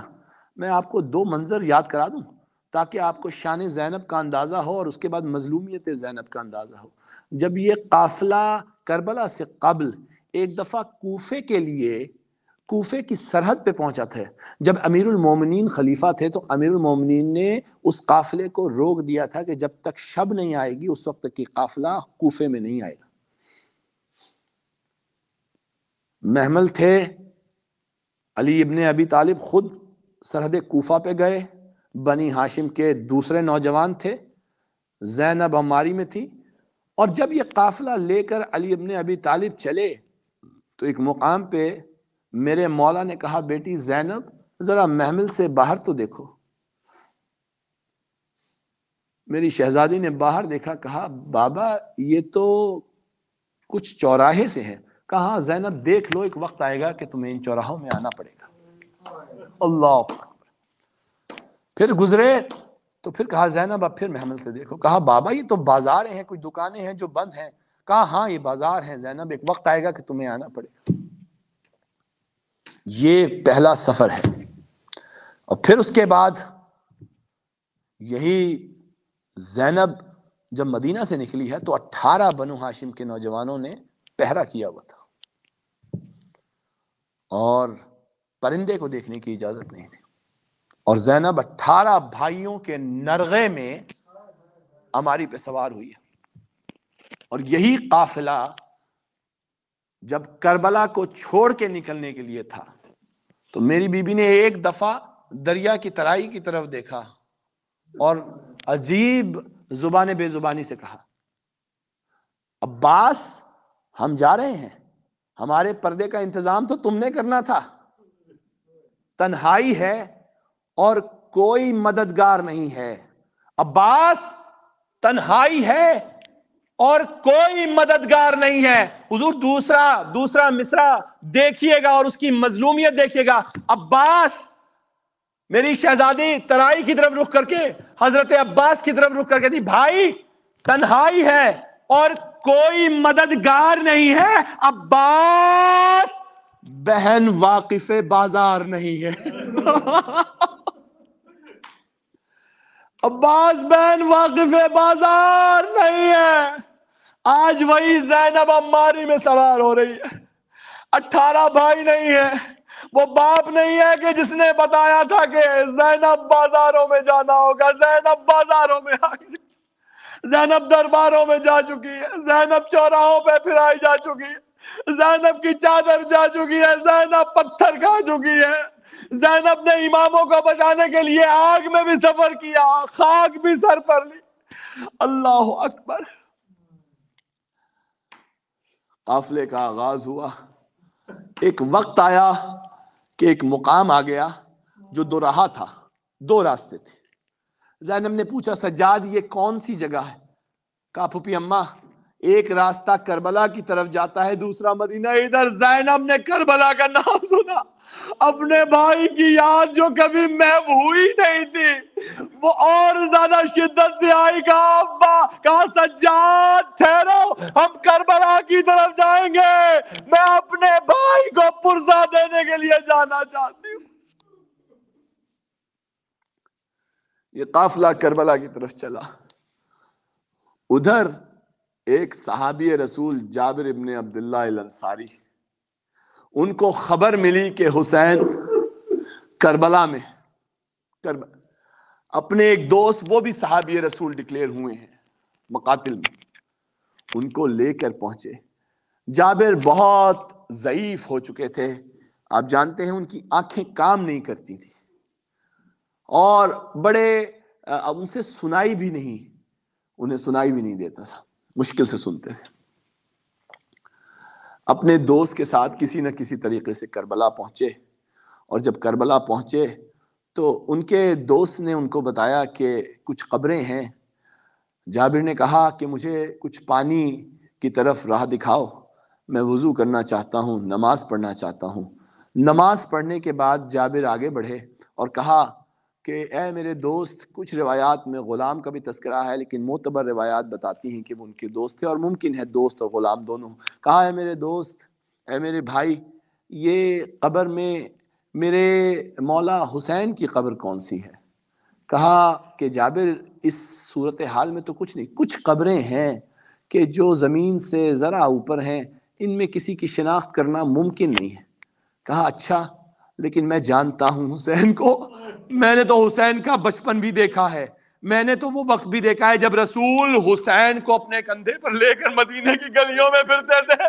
میں نے تو وہ وقت بھی دیکھا ہے کہ جب حسین رسول کے کاندھے پہ سوار ہوئے اور حسین سجدے میں تھے تو حسین نے سجدے کو طول کیا. میں نے تو وہ وقت بھی دیکھا جب حسین مسجد نبوی میں داخل ہوئے اور گرے تو رسول نے خطبہ منقطع کیا اور حسین کو اپنی باہوں میں بٹھا کر کبھی حسین کے چہرے کو چومتے تھے، کبھی حسین کے سینے کو چومتے تھے. میں نے تو وہ بھی دیکھا ہے کہ جب حسین کو لے کر کتنی ہی دیر رسول دیکھتے رہتے تھے، کبھی گلے کو چومتے تھے، کبھی بازوؤں کو، کبھی سینے کو چومتے تھے.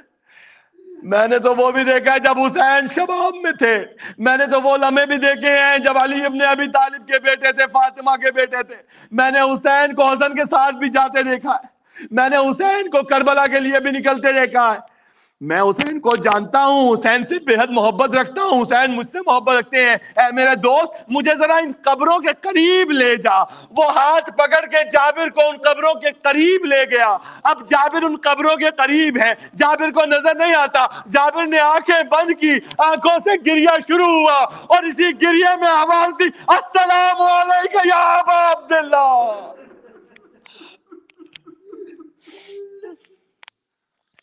ادھر جابر نے آواز دی، السلام علیکم یا ابا عبداللہ. ادھر ایک قبر سے آواز آئی، ایک قبر سے آواز آئی، السلام علیکم یا امی.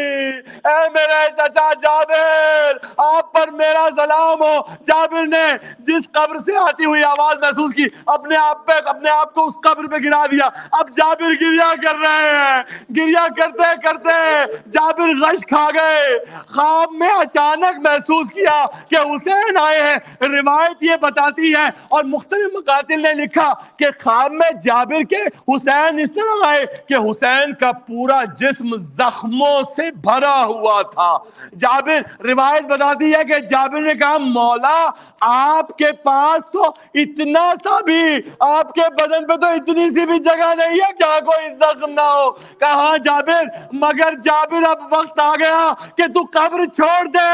جابر نے کہا، مولا میں تو آپ کا محب ہوں، میں تو آپ سے محبت کرتا ہوں، کیا میرے لیے کوئی خطا ہو گئی، کہ یہ غلطی ہو؟ کہا نہیں جابر، تو ہمارے نزدیک ہے، ہمارے دل کے قریب ہے، ہمارے نانا کا صحابی ہے، مگر سمجھنے کی کوشش کر کہ حسین کی بہن زینب ملنے آ رہی.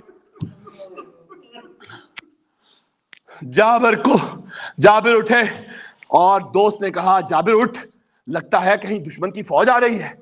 کہا نہیں، دشمن کی فوج نہیں ہوگی، یہ یقیناً کوئی قافلہ ہوگا.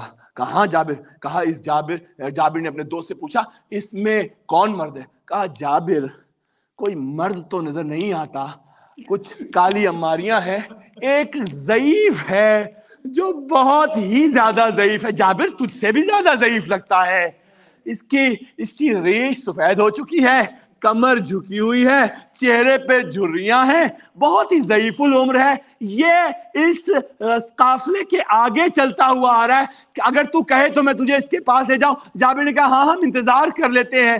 اب جب سید سجاد نے دور سے دیکھا کہ جابر تو آگے بڑھے، پہچان گئے کہ یہ جابر ہے، آگے بڑھے اور کہا کہ جابر چونک گئے، تجھے میرا نام کیسے پتا چلا؟ کہا جابر تم نے ہمیں پہچانا نہیں؟ کہا ہاں میں پہچان نہیں سکا، تو بہت ضعیف ہے، ہو سکتا ہے کہ تو مدینہ میں کہیں رہا ہو، اور ہو سکتا ہے کہ کیونکہ تجھے میری عمر سے بھی زیادہ کا بتایا گیا ہے تو ممکن ہے تو کوئی صحابی رسول۔ کہا نہیں جابر پہچانا نہیں، میں حسین کا بیٹا سید سجاد علی ابن حسین ہوں۔ جابر نے جب یہ سنا تو جابر حیران ہو گئے، کہا کیا ہوا اے سید سجاد، اے میرے مولا، اے میرے آقا کیا ہوا؟ کہا جابر ہم پر یہ قیامت گزر گئی۔ کہا اتنی اذیتیں، اتنے ظلم، کہاں پہ آپ کو ظلم سہنے پڑے؟ کہا جابر باقی جگہ تو اپنی جگہ پر، یقین جان شام یہاں پہ ہمیں سب سے زیادہ سختی سہنی پڑی۔ جابر اپنے آپ کو دور لے گئے۔ اب سید سجاد گئے اور جا کر کہا آئیے پھوپھی اماں، زینب اس اماری سے اتری، اور کچھ روایات بتاتی ہیں کہ جب اس قافلے کے قریب پہنچی، اس مزاروں کے ان قبروں کے قریب پہنچی تو زینب نے اپنے آپ کو جب اتارنا چاہا تو زینب نے آپ کو گرا کے اتارا ہے۔ یہ دوسری جگہ ہے جہاں ڈاکومنٹ ہوئی ہے، روایتیں آئی ہیں کہ زینب نے گرایا ہے۔ ایک سید سجاد کو دیکھ کے گرا، حسین کی قبر کو دیکھ کے گرایا اپنے آپ کو۔ اب اللہ اکبر، بہن بھائی کی طرف آئی اور بڑی سرخرو ہو کے آئی، بڑی فاتح بن کے آئی اور کہا حسین تو نے کربلا فتح کیا تھا نا، دیکھ زینب نے تجھ سے ایک وعدہ کیا تھا، تو سر دے کے کربلا فتح کرے گا، میں اپنی ماں کی چادر دے کے شام کو فتح کروں گی۔ حسین زینب فاتح شام و کوفہ ہو کے آئی ہے، تیرے مشن کو کمپلیٹ کر کے آئی ہے، مگر حسین ایک جگہ معافی کی خواستگار بھی ہے تیری بہن، ایک جگہ معافی کی خواستگار بھی ہے، اور وہ یہ کہ تو نے ایک امانت دی تھی، وہ سکینہ جس کا ہاتھ تو نے میرے ہاتھ میں پکڑا دیا تھا، زینب اسے شام کے زندان میں کھو آئی، زینب اسے شام کے زندان میں آئی۔ خدا جانے بہن نے بھائی کی قبر پہ گر کر کس انداز سے گریہ کیا، کوئی رپورٹ کرنے والا نہیں ہے، کہیں سے کوئی ڈاکومنٹ، کوئی روایت نہیں ملتی ہے۔ خدا جانے بھائی اور بہن میں کیا گفتگویں ہوئی۔ رباب نے اپنے بچے کے لیے، فروان قاسم کے لیے، سب نے جب سب اپنے اپنے شہیدوں کو دے چکی تو زینب نے کہا ٹھہرو، کہا قافلہ اب چلے گا؟ کہا نہیں، ہم سب جائیں گے، اور وہ جو ہمارے پردے کا ضامن تھا اب ہم سب جائیں گے عباس کے پاس، عباس سے ملیں گے، لعنت اللہ وَسَيَعْلَمُ الَّذِينَ ظَلَمُوا أَيَّ مُنْقَلَبٍ يَنْقَلِبُونَ۔ اللہ اکبر۔ یا رب العالمین ہماری اس مجلس کو مقبول فرما، ہماری اس نشست کو مقبول فرما۔ یہ اربعین کی بے پناہ بابرکت ساعتیں ہیں، یا رب العالمین اس وقت ہمیں اربعین جا کر ان لوگوں میں شمار فرما کہ جو حسین کی نصرت کے لیے اپنی جان، مال، عزت، آبرو سب کو لیے بیٹھے۔ پروردگار ہمیں اربعین کے شرکا میں شمار فرما۔ الہی آمین۔ ہمارے جتنے مومن و مومنات ان کی جائز شرعی حاجات پوری فرما، جتنے ہمارے پروردگار اس وقت مسلمان موجود ہیں ان کو خصوصیت کے ساتھ ان کی جان، مال، عزت، آبرو کی حفاظت فرما، ان کی جائز شرعی حاجات پوری فرما۔ یا رب العالمین تیری شان کریمی بڑی بلند ہے، جو مخلوق ان کو قرض سے نجات، جو بے اولاد ہیں اولاد صالح عطا فرما، خصوص کے ساتھ ہمارے بچوں کو متقین و صالحین میں شمار فرما، جو بیمار ہیں ان کو صحت و سلامتی دے۔ اربعین میں جتنے مومنین ہیں ان کو حفاظت سے واپس گھر لا۔ پروردگار ہمیں اپنی نعمتوں کا شکر ادا کرنے کی ہمیں حسین کے کیمپ کے ہونے کا پروردگار یہ نعمت ہی بہت بڑی ہے، اس کائنات کی سب سے بڑی۔ پروردگار ہمیں حسین کے کیمپ میں محشور فرما اور کیمپ سے اٹھا، اور اسی آخرت میں بھی ہمیں حسین کے ساتھ رکھ۔ الہی آمین۔ پروردگار تیری شان کریمی بلند ہے، جہاں جہاں پر بھی تیری نعمتیں ہیں پروردگار ہمیں ان کا شکر ادا کرنے کی توفیق عطا فرما، اور امام کا ظہور جلد فرما۔ امام بھی یقیناً حسین کے کیمپ کے ہیں، اور وہ بھی اس وقت جانتے ہیں کہ ہمارے دلوں میں کیسی خواہشیں ہیں کہ ہم بھی اربعین کا حصہ ہوتے۔ پروردگار ہمیں اپنے امام کے لیے تیار اپنے آپ کو کرنے کی توفیق عطا فرما۔ یہ اربعین اسی پریپریشن کا حصہ ہے جو حسین نے امام زمانہ کے لیے سیرت ہمیں دی ہے۔ یہ وہی سیرت ہے کہ امام کے ناصران بننے کے لیے ہمارے پاس حق کا وہ جذبہ ہونا چاہیے۔ پروردگار ہمیں ہمارے دلوں کو، گھروں کو، امام بارگاہوں کو، مسجدوں کو پاک و پاکیزہ فرما۔ امام تشریف لائیں تو خصوصیت کے ساتھ ہمارا، اور پروردگار ان مجالس کا امپیکٹ ہمارے دلوں پہ اس انداز میں ہو کہ ہمارے اعمال بہتر ہوں انشاءاللہ تعالی، انشاءاللہ تعالی۔ امام کے ناصران میں ہمیں شمار فرما، امام کا ظہور جلد فرما۔ تمام جتنے مومن و مومنات اس وقت مجلس میں مصروف ہیں، جہاں مصروف ہیں، خصوصیت کے ساتھ MWA کے میرے دوست، یہ بہت ہی قریب ہیں میرے دلوں کے، پروردگار ان سب کو صحت و سلامتی عطا فرما۔ جتنے کنٹریبیوٹرز ہیں اس ادارے کے، ان کو اس امام بارگاہ کو قیامت تک قائم رکھ پروردگار۔ یہاں پہ آنے والے ثواب کا حصہ ہم تک بھی پہنچتا رہے۔ بر محمد و آل محمد صلوات۔ ماتم حسین،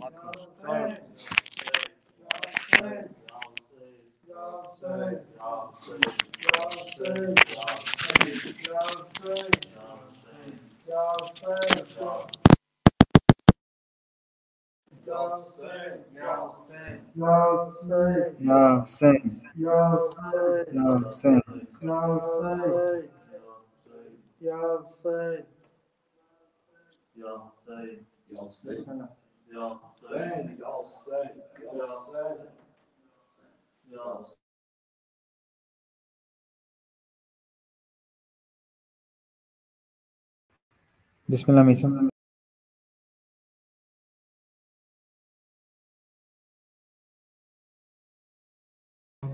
آپ کا مائک میوٹ۔ آخری بار میرا حال مصیبت سن لو، بھائی سجاد سکینہ کی وصیت سن لو، جب بھی ہو کرب و بلا آپ کا جانا بھیا، جب بھی ہو کرب و بلا آپ کا جانا بھیا، میری روداد چچا جان کو سنانا بھیا، جب بھی ہو کرب و بلا آپ کا جانا بھیا، میری روداد چچا جان کو سنانا بھیا، یہ وصیت میری تم بھول نہ جانا بھیا، میری روداد چچا جان کو سنانا بھیا، جب بھی ہو کرب و بلا، وہ اگر پوچھے میرا حال چچا سے کہنا، میری نیندیں ہوئی پامال چچا سے کہنا، تازیانوں کا سب احوال چچا سے کہنا، ابھی نیلے ہیں میرے گال چچا سے کہنا، جو ستم مجھ پہ ہوئے سارے بتانا بھیا، میری روداد چچا جان کو سنانا بھیا، جب بھی ہو کرب و بلا، پاؤں جلتے تھے میرے ہوتی تھی ایذا مجھ کو چھاؤں میں بیٹھنے دیتے نہ تھے آدھا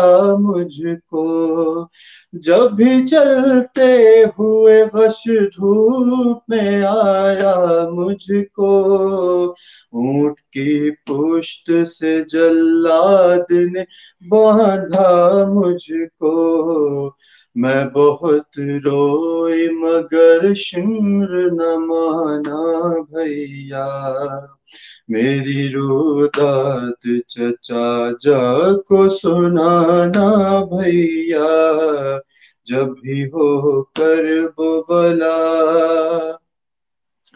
جب حرم قید ہوئے میں نے چچا کو ڈھونڈا جب بندھے پارا گلے میں نے چچا کو ڈھونڈا جب گوہر میرے چھنے میں نے چچا کو ڈھونڈا جب مجھے در لگے میں نے چچا کو ڈھونڈا وہ اگر ہوتے ستاتا نہ زمانہ بھیا میری روداد چچا جان کو سنانا بھیا جب بھی ہو کرب و بلا کربلا جاؤ تو ایسا نہیں ہونے دینا ان کو تنہائی کا صدمہ نہیں ہونے دینا میرے اموں کو اکیلا نہیں ہونے دینا قبر غازی پہ اندھیرا نہیں ہونے دینا ایک دیا میری طرف سے بھی جلانا بھیا میری روداد چچا جان کو سنانا بھیا جب بھی ہو کرب و بلا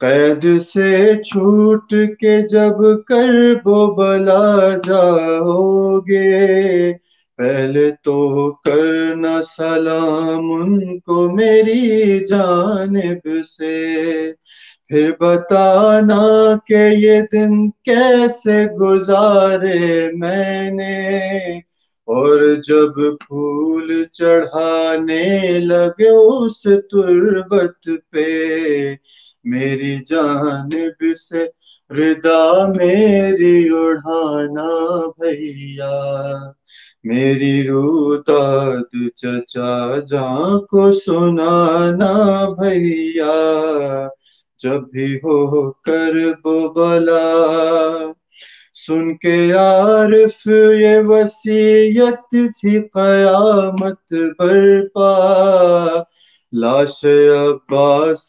تڑپتی تھی سرے کرب و بلا اور سجاد کی آنکھوں سے لہو جاری تھا جس گھڑی بالی سکینہ نے یہ آہستہ کہا میری میت کو اندھیرے میں اٹھانا بھیا میری روداد چچا جان کو سنانا بھیا جب بھی ہو کرب و بلا آپ کا جانا بھیا میری روداد چچا جان کو سنانا بھیا جب بھی ہو کرب و بلا یا حسین یا حسین یا حسین یا حسین یا حسین یا حسین سادات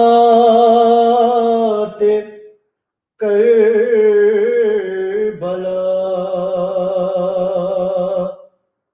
چہلم کو کربلا میں جب آئیں وہ بیبیاں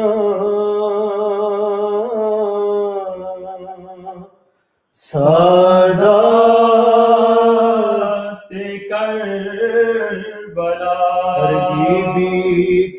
رہی تھی، کچھ اس طرح سے گریا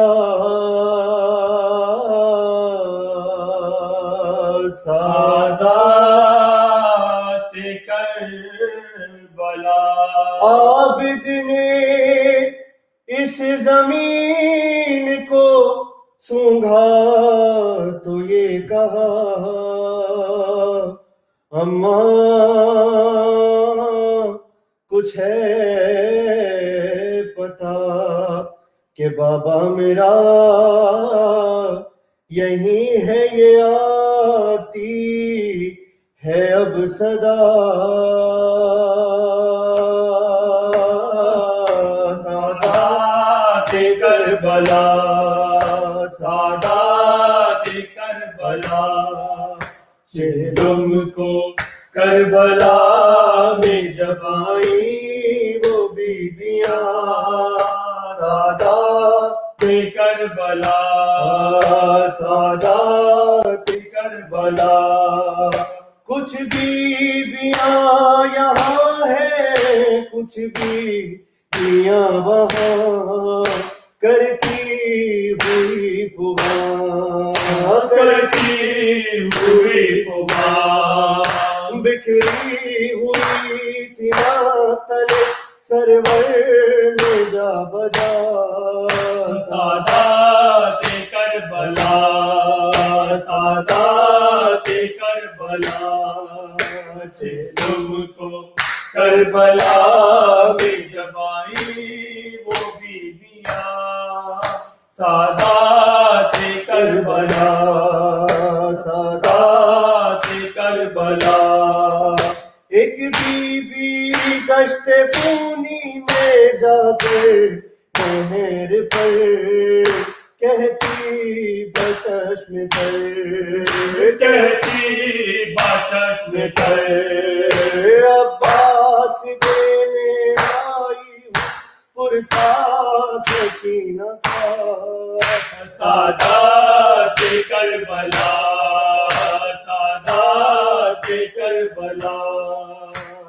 تم کو کربلا میں جب آئیں وہ بیبیاں سادات کربلا، سادات کربلا. گٹ گٹ کے لاڈلی تیری زندان میں مر گئی، تربت نہیں بنی، تربت نہیں بنی. بھیا وہ قید سے نہ ہوئی مر کے بھی جدا. سادات کربلا، سادات کربلا. تم کو کربلا میں جب آئیں وہ بیبیاں سادات کربلا، سادات کربلا. اکبر کی قبر پر ہوئی یوں لانو مگر، دیکھا نہ سال پر، دیکھا نہ سال بھر. آئی ہوں قید شام سے اب ہو کے میں رہا. سادات کربلا، سادات کربلا. تم کو کربلا میں جب آئیں وہ بیبیاں سادات کربلا، سادات کربلا. بانو یہ بین کرتی تھی اے میرے بے زبان، ماں ڈھونڈے اب کہاں، ڈھونڈے اب کہاں. بتلا دے ہے کہاں میرا اصغر ہے کربلا. سادات کربلا، سادات کربلا. تم کو کربلا میں جب آئیں وہ بیبیاں سادات کربلا،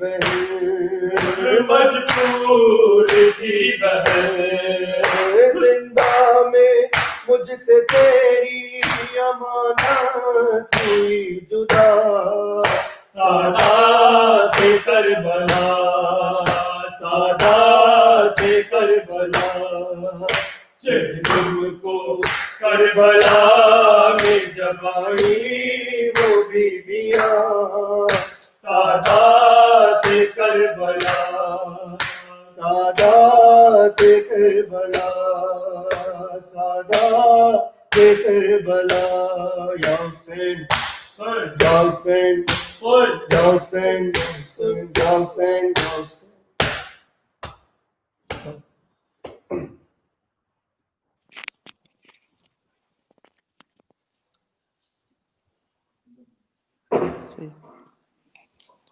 السلام علیک یا نبی اللہ، السلام علیک یا رسول اللہ، السلام علیک یا حجت اللہ، السلام علیک یا باعث الہدی، السلام علیکم ورحمۃ اللہ وبرکاتہ، السلام علیک یا ابا عبداللہ وعلى الأرواح التي حلت بفنائك، عليك مني سلام الله أبدا ما بقيت وبقي الليل والنهار، ولا جعل الله آخر العهد مني لزيارتكم.